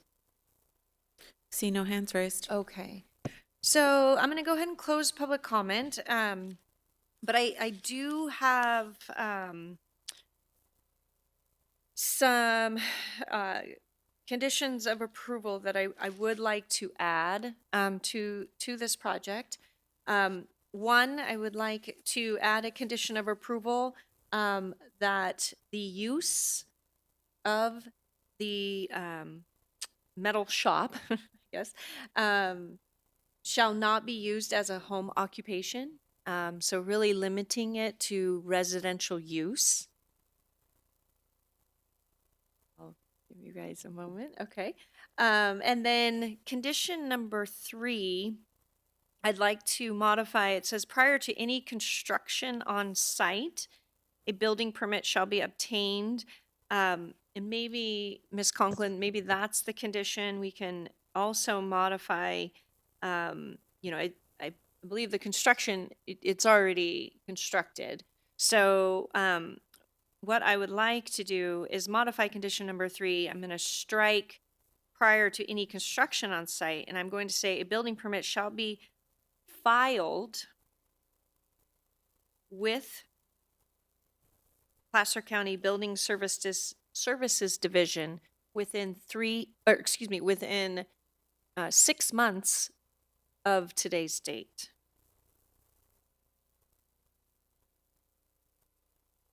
That way we can get this. So, so Mr. Weaver, what that means is you need to file a building permit for the as-built of your construction, your structures on site that need building permits, and also the electrical work that needs, or excuse me, the electrical permits that are associated with those structures as well. I also would like to add another condition where, and Mr. Weaver, I'm going to add a condition that there shall be no disturbance in that required side setback. I will allow for the garage door to remain. I understand the airflow and it's the design of that structure. However, that is a side setback that is intended to be a separation for light and air and, really just separation from the adjoining neighbor. So I would like a condition of approval to be added that there shall be no improvements within that side setback relative to the use of the metal building. So, okay.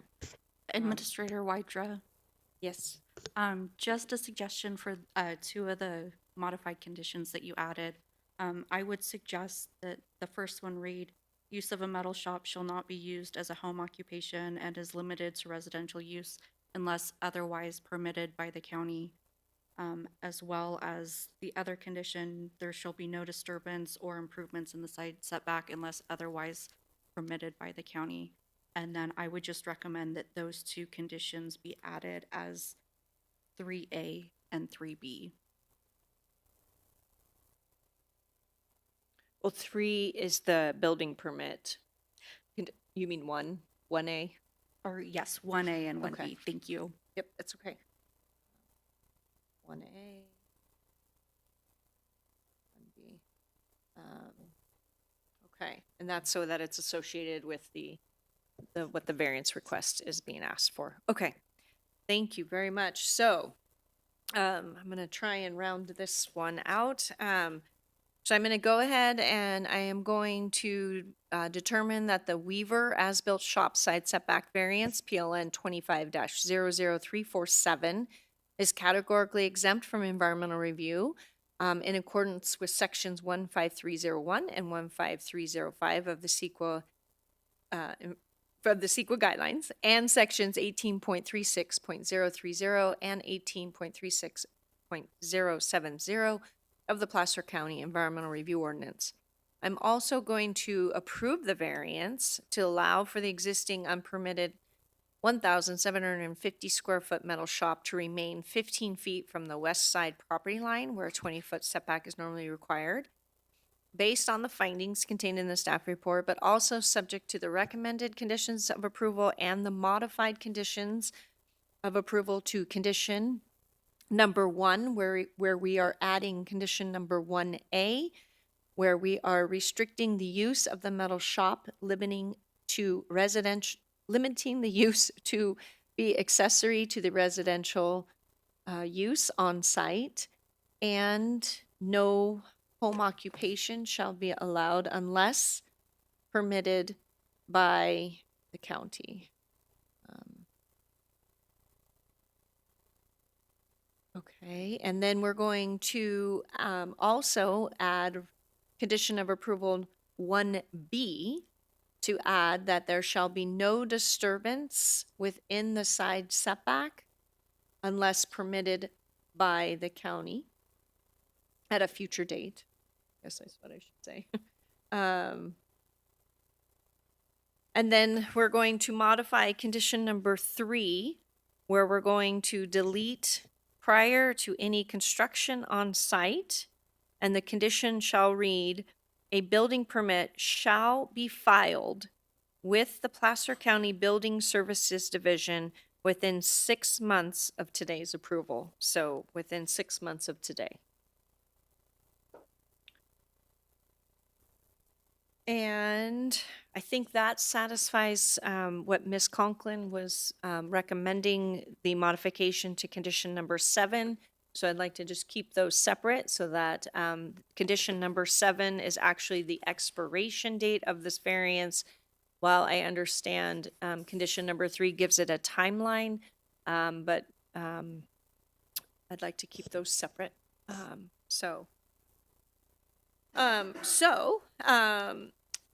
Since we did receive public comments on this request, there is a 10-day appeal period before this decision becomes final. And if anyone disagrees with my decision here today or feels they have been adversely affected, they can file an appeal of my decision, and my decision will be set aside until such time that the appeal can be heard by the Planning Commission. Should an appeal be filed, it will be subject to a filing fee of $774. So thank you very much. Thank you for coming. Okay. Give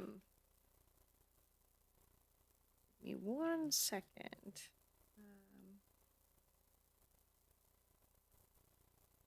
Okay, we'll do a planner shift.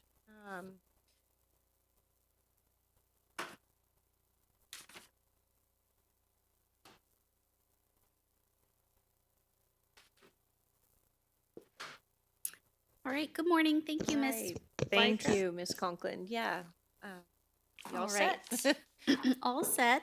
So the item for your consideration this morning is the Penryn Warehouse minor use permit modification request. The applicant, Ryan Herlock, on behalf of the property owner HHH Holding California LLC, is requesting approval of a modification to their approved minor use permit to update the hours of operation and reflect the accurate number of employees working on site, which reduces the number of vehicle trips to and from the project site. The 1.17 acre project site is located at 2140 Taylor Road in the Penryn area. The project site is located north of the intersection of English Colony Way and Taylor Road, adjacent to the Valencia Club. Interstate 80 is approximately 3/4 of a mile south of the project site, and existing access to the site is provided off Taylor Road. The site is currently under construction with the majority of grading, water and sewer connection work completed. The project has received approval of their improvement plans and received design review approval at the Planning Commission when the original project was approved. The applicants are requesting to modify their hours of operation and reflect the accurate number of employees working on site, which therefore reduces the number of vehicle trips to and from the project site. The Penryn Warehouse project includes the construction of a 6,724 square foot warehouse building for Magic Sun Solar. The warehouse facility would be comprised of 600 square feet of office space, 1,400 square feet of on-site warehouse storage, and 2,000 square feet of outside warehouse storage space. The items that are stored on site include photovoltaic solar panels and the necessary installation equipment that includes rails, inverters, wiring conduit, and other electrical materials. The proposed project will also be constructing some off-site improvements that include an improved bus turnout on the Taylor Road frontage, widening Sisley Road, and providing 12-foot travel ways with a 4-foot wide bike lane. The proposed project will relocate the access to the parcel from Sisley Road due to the bus stop location on Taylor Road. In the previously approved minor use permit, a portion of the project description related to project staffing and hours of operation was stated as, quote, "Office staff will consist of 2 full-time and 1 part-time employees and 7 full-time installer and technicians. Installers and technicians are dispatched from the property each day. Typically, 2 crews leave the property in the morning and return at the end of the day. The installers/technicians' vehicles will include pickup trucks and utility vans. Business hours of operation are Monday through Friday, 7 a.m. to 5 o'clock p.m., and Saturdays, 8 o'clock a.m. to 6 o'clock p.m. The warehouse does not have a showroom, so customers would have no need to visit the property unless submitting payments in person. The applicant is proposing to modify these hours of operation and staffing due to several initiatives that have been implemented over the last couple of years that have had a downward pressure within the solar photovoltaic industry. These initiatives include the elimination of a 30% tax credit that's given to homeowners when installing solar PV systems on their home, and an opportunity from PG&E net energy metering changes. The result of the recent changes in both legislation and these incentives has forced Magic Sun Solar to reduce their workforce by removing one salesperson position and 1 installation team and reducing their hours of operation. The new hours of operation are Monday through Friday, 7 o'clock a.m. to 4 o'clock p.m., and the business would be closed on the weekends and most federal holidays. Revised staffing consists of 11 full-time employees with 1 manager and 2 salesperson positions working from home 100% of the time. The other manager and systems designer would work from home 25% of the time, and the technicians work out in the field. So they are dispatched from the office, warehouse area, and project site to get materials for their installation and typically come back after the job is done. Staff has determined that the proposed modification to the project description to modify the hours of operations and the employee workforce is within the scope of the previously adopted mitigated negative declaration for the Penryn Warehouse project pursuant to CEQA Guidelines 15168, and no additional environmental review is triggered per CEQA Guidelines sections 15162 through 15164. The project remains consistent with the previous entitlement approval and is consistent with the general commercial zone district, as a storage, warehouse, and office use are allowed within the general commercial zone district. The project was also reviewed to be designed in accordance with the Horseshoe Bar Penryn Community Plan. Review of this project included architectural materials, textures, and colors proposed for the structure, irrigation and landscaping, signage, fencing, and screening, and the required improvements to Sisley and Taylor roads. This project is found to be consistent with the Horseshoe Bar Penryn Community Plan, the Placer County General Plan, and the Placer County Zoning Ordinance. Planning staff recommends approval of the request for minor use permit modification, subject to making the necessary findings contained within the staff report and adopting the recommended modified conditions of approval. I'm available to answer any questions. Thank you. Any comments or questions from Environmental Health? Environmental Health supports staff's recommendation with no additional comments on the modification. And Engineering and Survey? Engineering and Surveying supports staff's recommendation with the conditions listed in the staff report. Is the applicant here on behalf of the Penryn Warehouse minor use permit? Hi. You could state your name for the record? Pretty much spelling out the situation, and I have nothing else to add. Okay, Thank you. Thank Hang you. tight. We'll see if there's any public comment. Anyone in the audience here that would like to comment on the Penryn warehouse? Okay, see none. Anyone online on Zoom that would like to comment? I see no hands raised. Okay, I'm going to go ahead and determine that the minor use permit modification for the Penryn warehouse, PLN 26-00031, is within the scope of the previously adopted mitigated neg deck and mitigation monitoring and reporting program, and that no additional environmental review is triggered pursuant to CEQA sections 15162 through 15164. And I'm going to approve the minor use permit modification to update the project description for the Penryn warehouse, to update the hours of operation and reflect the accurate number of employees working on site, which reduces the number of vehicle trips to and from the site, in accordance with the Placer County Code Section 17.58.120 minor use permit, subject to the recommended modified conditions of approval and based on the findings contained in the staff report. And since we did not receive any public comment or correspondence on this project, the only person who has the right of the appeal is the applicant. So if you choose to appeal, there is an appeal filing fee of $774. Thank you very much.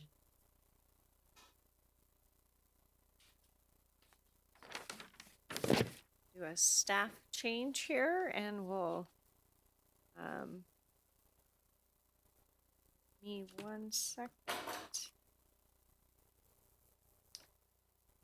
Okay, Mr. Peters, welcome back. If you could introduce the Marmon Guest House variance, PLN 25-00462. Thank you, Ms. Wydra. Staff requests the zoning administrator conduct a public hearing to consider the Marmon Guest House variance and take the following actions. Determine the project is categorically exempt from environmental review in accordance with sections 15301 and 15305 of the California Environmental Quality Act guidelines and Placer County Code sections 183630, Class 1 existing facilities, and section 183670, Class 5 minor alterations in land use limitations. And 2, to approve a variance to allow for an existing as-built, unpermitted 141 square foot guest house to remain in place 3 feet 2 inches from the north rear property line, where a 5-foot rear setback for a 1-story structure is normally required, and 3 feet from the east street side property line, where a 10-foot street side setback is normally required, in accordance with Placer County Code section 1760-100, subject to the recommended conditions of approval. The 0.33 subject parcel is located at 1885 Callaway Circle in the unincorporated Auburn area. The lot is zoned residential single family, combining agriculture, combining aircraft overflight. The lot is designated as low medium density 2 to 5 dwelling units per acre in the Auburn Bowman Community Plan and Placer County General Plan. Surrounding land uses are single-family residential with identical zoning and land use designations to the subject lot. This lot is long and rectangular, taking access from Callaway Circle. The lot is situated between Callaway Circle to the south and Aaron Drive to the northeast. The lot ranges in elevation from 1,515 feet at the low point along Callaway Circle to 1,542 feet at the high point where the parcel fronts Aaron Drive. The site is developed with a single-family home at the low point with a meandering path up the slope of the parcel to a pool, patio, and a subject guest house. The guest house existed when the applicant purchased the property and has been slightly improved since. The guest house was constructed without a permit, enabling it to be placed within a structural setback without acquiring the necessary approvals. The structure was approved to remain in the setback in 2019 under PLN 19-00151, subject to certain conditions, including acquiring a building permit. The applicant did not acquire a building permit prior to the project's approval, expiring in 2022. Therefore, the structure is currently non-compliant. A second code enforcement complaint has been filed, resulting in the current application. If approved, the applicant would have 6 months to receive a building permit and complete a foundation inspection. Staff performed a site visit and field inspection on January 8th, 2026. During that site visit, staff walked the site and discussed the history of the development of the site with the applicant. While on site, staff observed the subject structure, which was in good condition, and observed a steep slope on site, presenting significant challenges in constructing structures on site. Based on review of the aerial photographs, residential accessory structures, which include guest houses, are not uncommon in the neighborhood. Residential accessory structures aren't allowed use within this zone district. In addition to the slope, site developments such as the pool, patio, and primary dwelling restrict where the structure could have been developed. Section 1754-140 establishes that structures under 120 square feet may encroach into the required setbacks established by the zoning ordinance. The subject structure is 141 square feet. Therefore, if the structure were 22 square feet less, it would not be subject to structural setbacks. Prior to today's hearing, one written public comment was received on the item.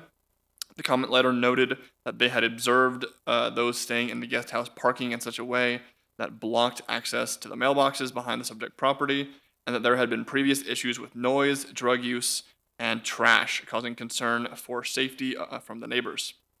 It should be noted that the structure is not an ADU, as it has been stated in the public comment, and if approved, would be subject to limitations placed on the guest house use as noted in section 1756-180, including but not limited to prohibition on renting the unit independent of the main structure.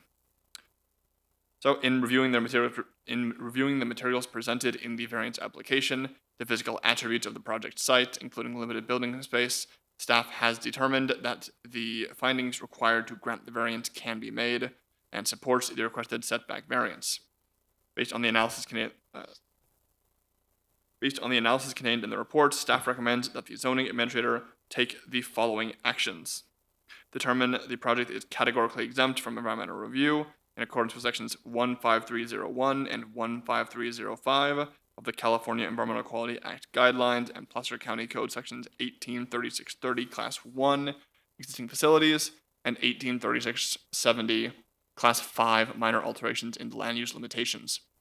And 2, approve a variance to allow for an existing as-built unpermitted 141 square foot guest house to remain in place 3 feet 2 inches from the north rear property line, where a 5-foot rear setback for a 1-story structure is normally required, and 3 feet from the east street side property line, where a 10-foot street side setback is normally required, in accordance with Placer County Code section 1760-100, subject to the recommended conditions of approval and findings contained within the staff report. I'm available for any questions you may have. Thank you. Environmental health Environmental Health has no comments on this project. and engineering and survey. Engineering and surveying supports staff's recommendation with no conditions or comments. Okay. Is the applicant or owner here today? Yes. Hi. Hi. Good morning. Good morning. Do you have anything you'd like to add? And did you receive the staff report and the conditions? Well, I had people living there before. That was a little bit of a problem. My daughter had a boyfriend that used drugs, and that's been gone away 3 years ago. And there's no more issues with parking to block the mailbox access. So everything's been cleaned up with that aspect. Okay. And can you state your name for Joe Marman. Thank you. Thank you. Well, hang tight. Okay. I'll open it up to public comment. Anyone here that would like to speak on behalf of the Marmon Guest House variance? See no one in the audience. Anyone on Zoom that would like to speak on the Marmon Guest House variance? Please raise your hand. I see no hands raised. Okay. So I'm going to go ahead and close public comment. You can take a seat, and Thank you. I'll call you up if I need to. So a couple items that I would like to address with the conditions of approval to address the concerns of the commenter that we received, and just to provide further clarification. I am going to start with the easiest one first. Condition number 7, just a minor typo where we're going to state that the variance PLN 25-00462, I believe it should be shall expire on, it states October, but we need to change that to April 16th, 2026, unless previously exercised by issuance of a building permit and completion of a foundation inspection. And so I'm going to,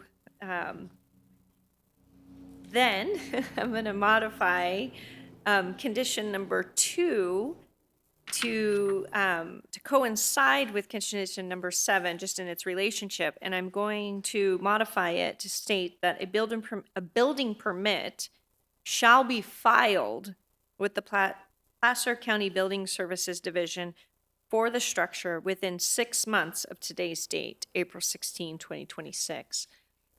So we just want to get that building permit going, and, get that as-built situation cleared up. I'd also like to add a condition of approval to read as follows. The guest house shall not be rented out and shall comply with the definition of a guest house in accordance with our zoning ordinance unless a modified use is otherwise permitted by the county. Any questions from staff? Ms. Weiser, could you repeat the modification to COA 7? Yes. Condition number 7 references October 16th, 2026. So I'd like to change that to April. Do you not have that in your Today is April 16th, 2026. Right. So today, if it gets approved today, it shall expire. Oh, I see what you're doing. I'm sorry. You applied a 6-month. Right, that was the intention. I thought it was just COA a typo. 16 establishes the approval date, and COA 7 is intended to establish the expiration date, which would be October 16th. So it should say this variance shall expire on October 16th unless exercised by issuance. Okay. But we're missing the timeline, the 6 months in there. So I think we coincide with each other by my additions to condition number 2. So we can leave condition number 7, October 16th, because that is 6 months from today. I would like to add the word shall after the parentheses PLN 25-00462. So thank you for that clarification. I didn't read it that way. So, but thank you very much. So are we clear? I don't want to move on with Yes. Okay. So just to reiterate, condition number 2 will state that a building permit shall be filed from or with the Placer County. Well, hold on a second. So no, we are in conflict. So condition number 7 states that they have to receive a building permit by 6 months and a foundation inspection by that time. And my modification to number 2 was it to be filed within 6 months. So, Mr. Marmon, I'm curious if I may ask you, do you have plans drawn up? Like, are you in the process of? I believe I've already submitted them. Oh, you did? Oh, fabulous. Okay, so then I'm going to modify my motion of the modification to, or sorry, I haven't got there yet. To condition number 2, I am going to scratch my modifications to condition number 2. So condition number 2 is going to read as written. Because based on new information that the applicant has already filed a building permit. So, and then we're going to leave condition number 7 with just the addition of shall expire. So adding the word shall to condition number 7. And then we are adding a whole new condition that we state that the guest house shall not be rented out and shall comply with the definition of a guest house in accordance with the zoning ordinance unless a modified use is otherwise permitted by the county. Okay. So for, okay, I'm gonna restate this. So I'm going to approve the Marmon Guest House variance 25-00462 determine it to be categorically exempt per the CEQA sections and our Placer County Environmental Review Ordinance, and also approve a variance to allow for an existing as-built, unpermitted 141 square foot guest house to remain in place 3 feet 2 inches from the north rear property line where a 5-foot rear setback for a 1-story structure is normally required, and 3 feet from the east street side property line where a 10-foot street side setback is normally required in accordance with Placer County Code Section 17.60.100 variance, subject to the recommended and modified conditions of approval. So the recommended conditions of approval contained in the staff report and the modified conditions of approval to condition number 7 and the added condition with regards to the use of the guest house and based on the findings contained within the staff report. Sorry for that confusion, but I think we're good. So, because we did receive public comment or public correspondence, there is a 10-day appeal period before this decision becomes final. If anyone disagrees with my decision here today or feels they have been adversely affected, they can file an appeal of my decision, and my decision will be set aside until such time that that appeal can be heard by the Planning Commission. Should an appeal be filed, it will be subject to a filing fee of $774. So thank you very much. Thank you. Okay, just give me 1 second and we'll.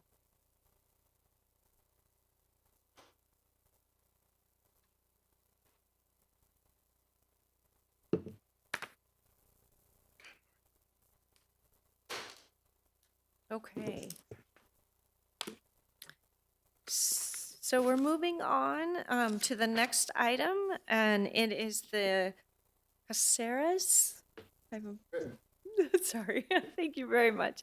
The Caceres Workshop Minor Use Permit, PLN 25-00452, and Mr. Romero. Thank you, Ms. Widger. Staff requests that the zoning administrator conduct a public hearing to consider the Caceres Workshop minor use permit and take the following actions. Determine the project is categorically exempt from environmental review in accordance with sections 15303 with section 15303 of the California Environmental Quality Act guidelines and section 183650 class 3 new construction or conversion of small structures, and approve the Caceres Workshop minor use permit PLN 25-00452, subject to the recommended conditions of approval. The subject property is located at 21919 Power Line Road in the unincorporated Forest Hill area. The subject property totals 34 acres and is split zoned RFBX 20 acre minimum with a PD of 0.44. That is residential forest combining minimum parcel size of 20 acres combining planned residential development of 0.44 dwelling units per acre, and RFBX 160 acre minimum PD of 0.0063, that is residential forest combining minimum parcel size of 160 acres combining planned residential development of 0.0063 dwelling units per acre, and has a general plan designation of rural estates 4.6 to 20 acre minimum. The applicant and property owner, Julie Caceres, is requesting the approval of a minor use permit, PLN 25-00452, to allow for the construction of a 2-story, approximately 1,000 square foot workshop prior to the construction of a single-family dwelling in accordance with Placer County Code Section 1756-20. The workshop is proposed to be approximately 26 feet tall with a pitched metal roof with fiber cement shingles, fiber cement horizontal plank siding, two insulated metal overhead doors on the western side of the structure, and a fiberglass entry door on the northern side. The subject workshop is proposed to be used for the future construction of a single-family dwelling in the property and to store materials and equipment needed for the construction of the dwelling. The two-story workshop will consist of a work area for the construction of the home and a storage area for construction materials, as well as a half bathroom. No public comments were received prior to this hearing.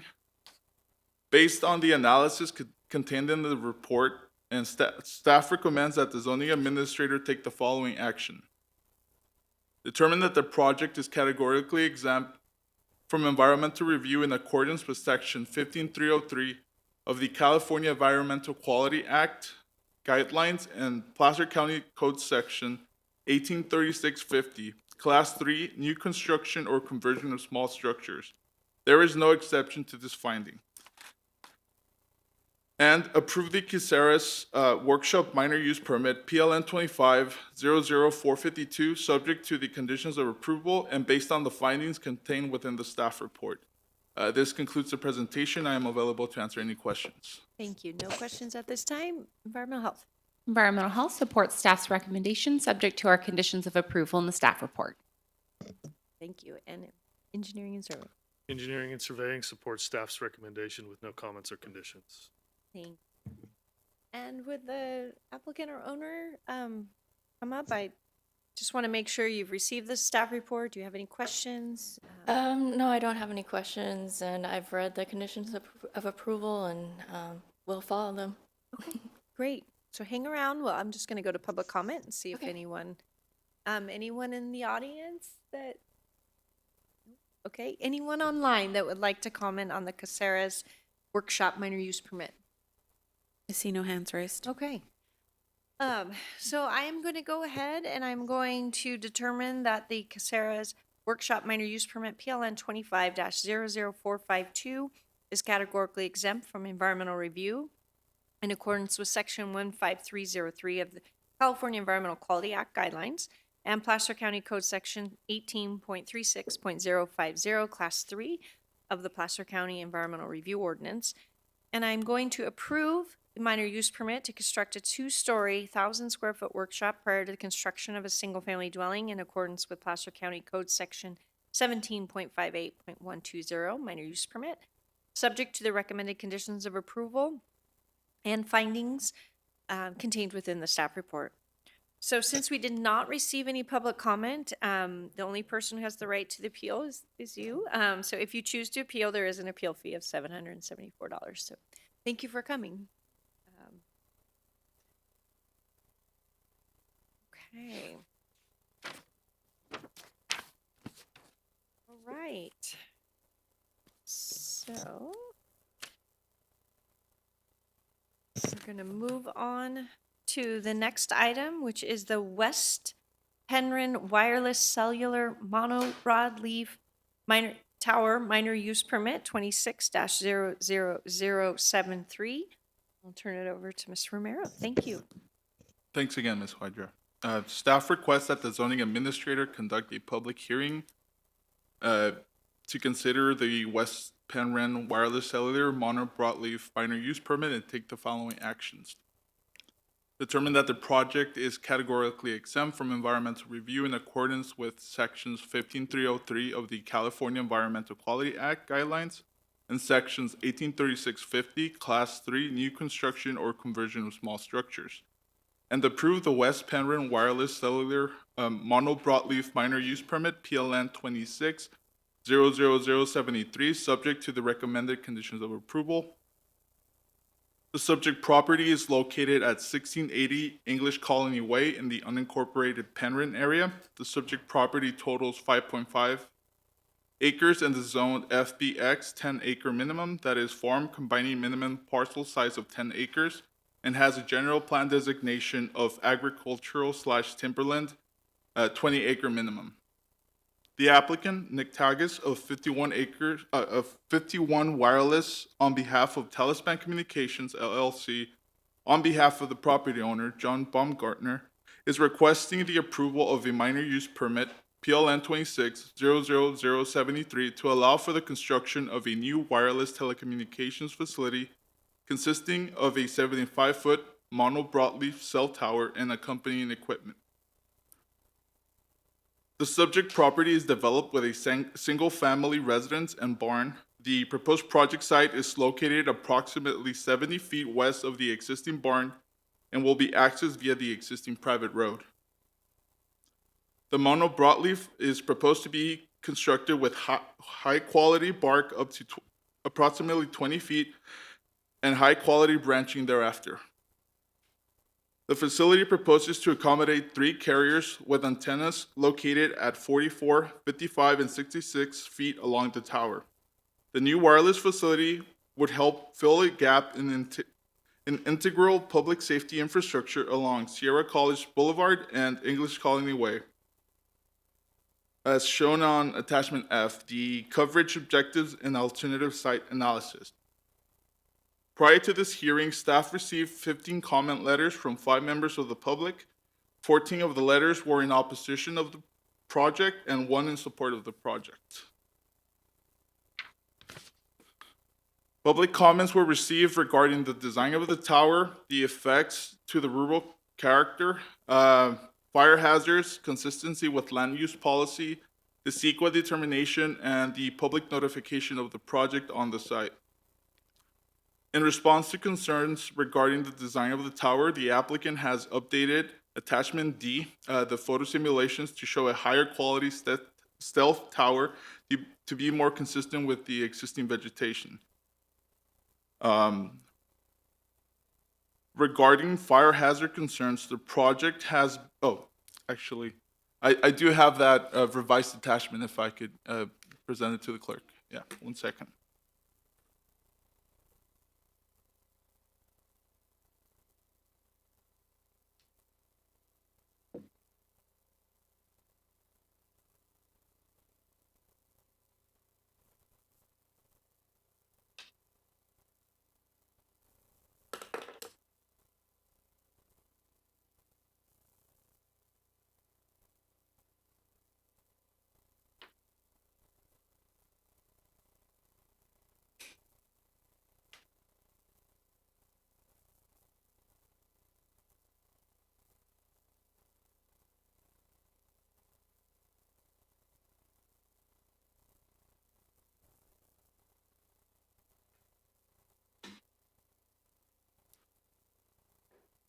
Yeah, so attachment D was revised by the applicant to show a higher quality stealth tower to be more consistent with the existing vegetation.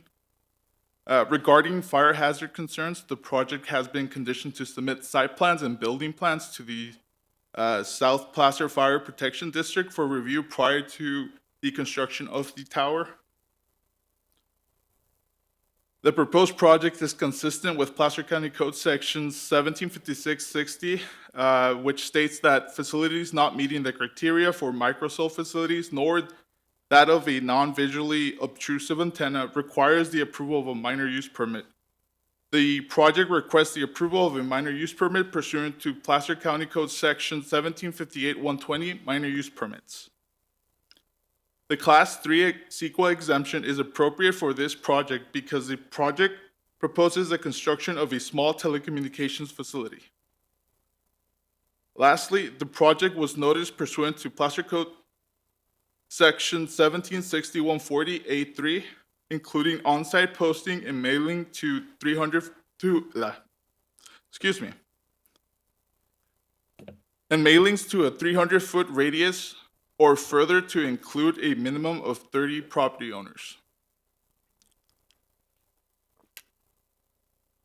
Based on the analysis contained in this report, staff recommends that the zoning administrator take the following actions. Determine that the project is categorically exempt from environmental review pursuant to Section 15303 of the California Environmental Quality Act, and Placer County Code Section 1836-50, Class 3 new construction or conversion of small structures. There is no exception to this finding, and also approve the West Penryn Wireless Cellular Mono Broadleaf Minor Use Permit, PLN 26-00073, subject to the conditions of approval and based on the findings contained within the staff report. This concludes my presentation. I am available for any questions. Thank you. Environmental Health. Environmental Health supports staff's recommendation subject to our conditions of approval. And engineering and surveying. Engineering and surveying supports staff's recommendation with the conditions listed in the staff report. Okay, thank you. Is the applicant here or the representative? Hi.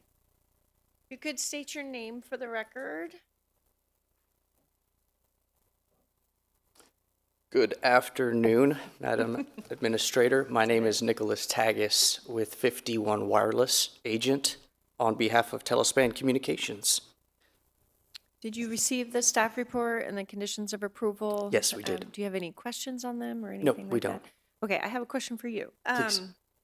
I'm just receiving the revised attachment D.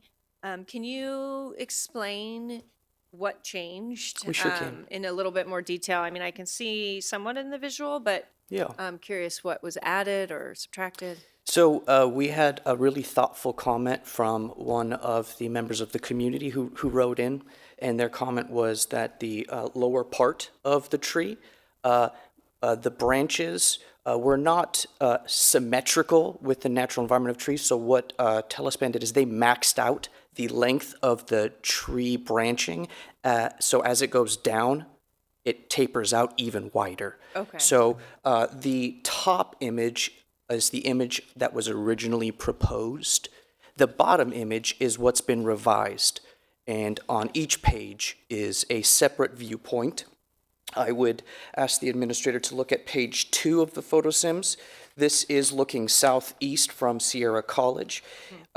You can see the difference in maxing out the bottom branching, which does in fact look much more consistent with the natural vegetation in the area.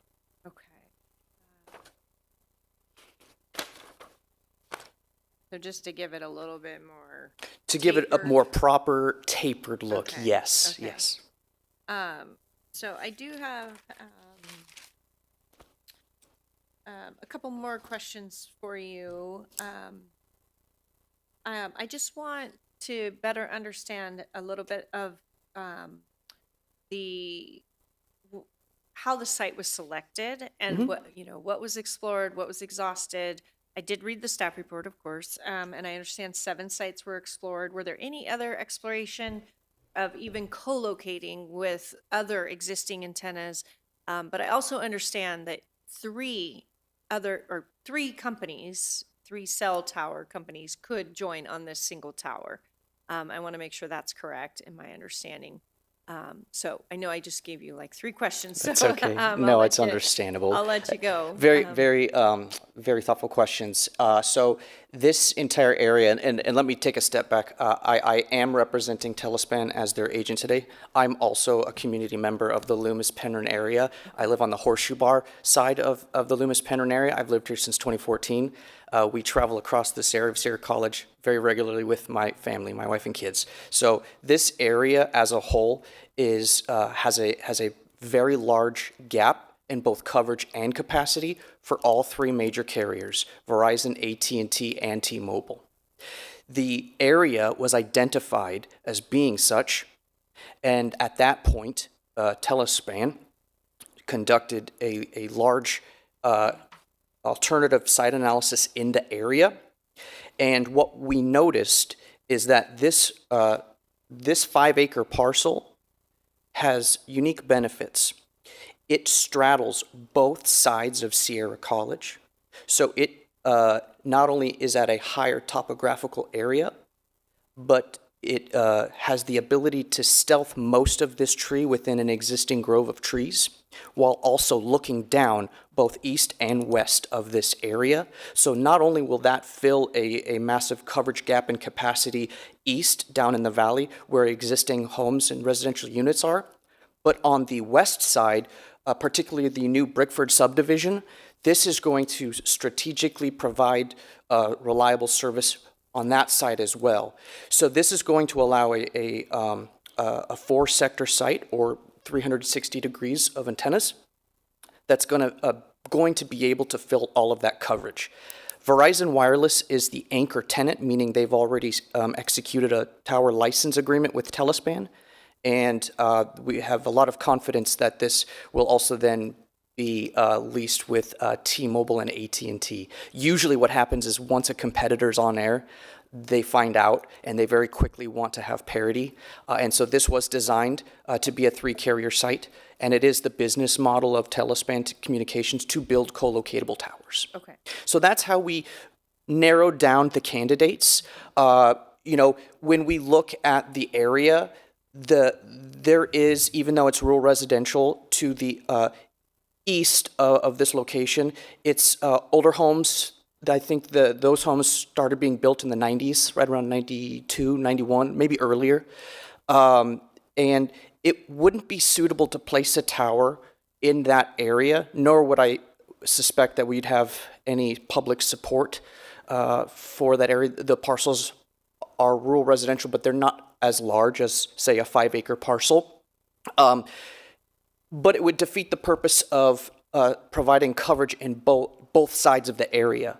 So because it's up on that ridge line and because it's canopied with existing trees and because it can hit both sides of Penryn, it's the most viable, least intrusive location. And again, if we went west, again, you'd be trying to develop something within that Brickford division, and that wouldn't be suitable either for the reasons we discussed.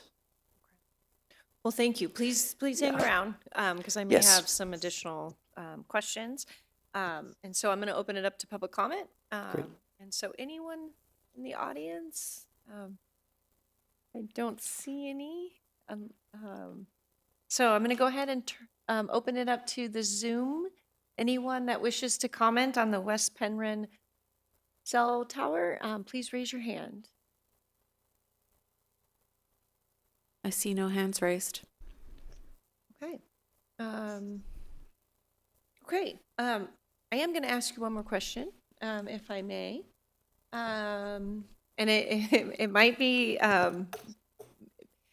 given the new information provided today with the revised attachment D and visual simulations, I still want to ask it. Was the design of the tree, I understand the tower, it actually is at 70 feet, if you will, but then the branches, we account for those and to make it look, it goes up 5 feet. So I was curious if the design and the height was thought of to be reduced, and maybe not because of, you just designed it to be more girthy or tapered, so I'm just curious though if that was something that was explored. Yes, and that's actually a really great question. I'm glad that you brought that up. So whenever we develop and design multi-carrier tenant towers, a tower that's more than just one carrier, we always design it for the lowest carrier. And then we move up.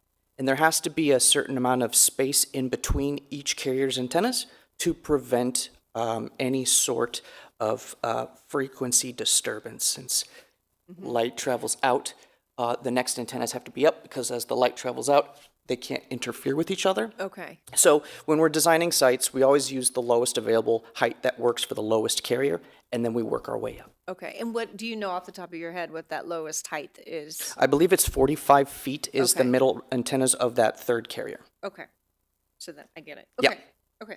And then obviously the 5-foot crown on top to make it look like a nice tree. Not like the one over by the old fire station in Granite Bay off of Auburn Folsom. Okay, oh.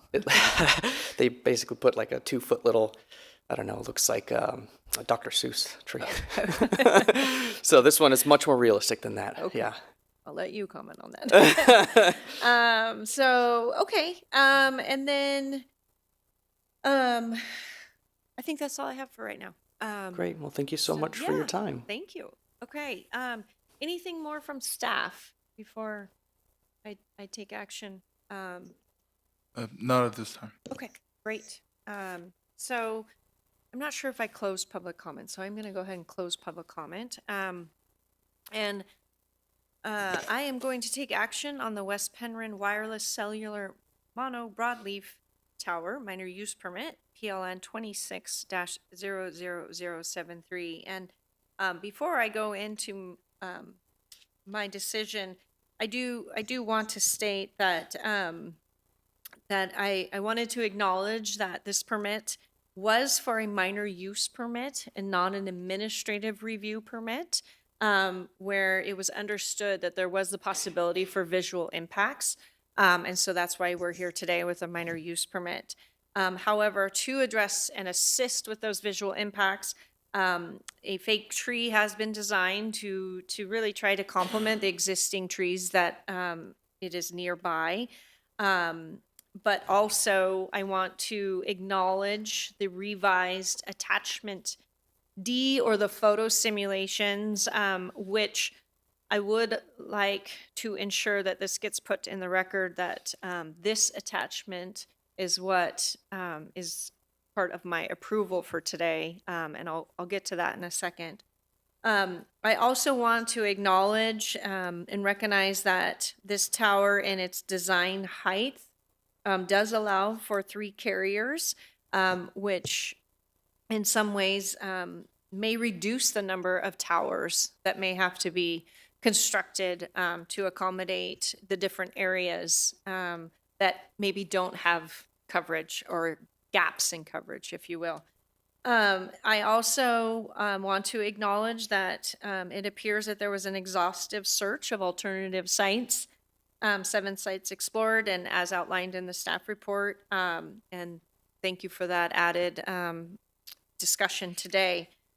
So, and then I also want to further express that I understand that cell towers do provide services and address emergency services, and that this cell tower in particular is going to cover approximately 7.25 square miles of homes and serving roadways. So that is important, together with compliance with General Plan Policy 1.F.3, which is public and quasi-public facilities, where the county shall require public facilities to be located and designed so that noise, light,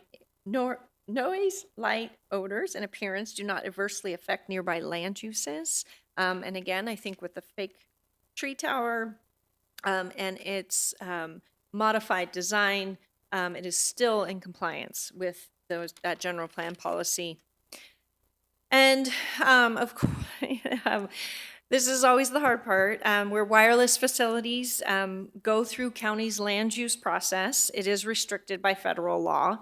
And so the Federal Telecommunications Act of 1996 prevents the county from denying an application where the applicant shows significant gap in service coverage. And that was identified in the staff report and demonstrated again today, or confirmed, I should say, today.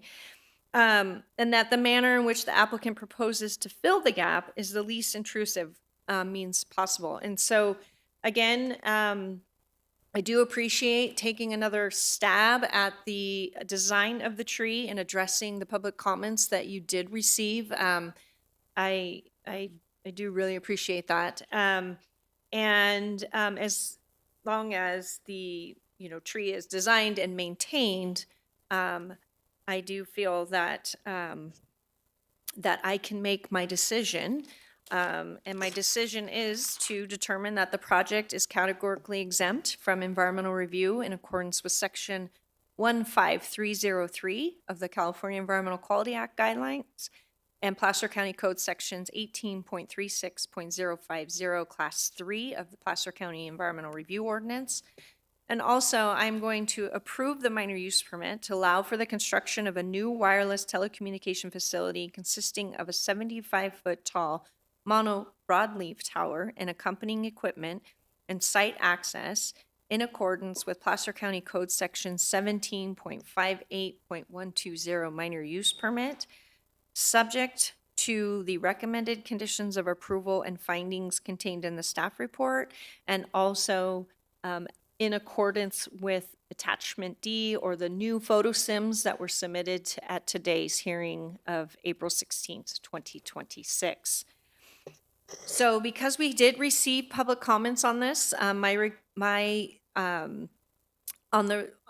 is a 10-day appeal period before this decision becomes final. So if anyone disagrees with my decision here today or feels they have been adversely affected, they can file an appeal of my decision, and my decision will be set aside until such time that the appeal can be heard by the Planning Commission. Should an appeal be filed, it will be subject to a filing fee of $774. Thank you very much for coming for this item. And so this is the last item of today's April 16th, 2026 Zoning Administrator Parcel Review Committee hearing, and I am concluding our hearing today. Thank you very much.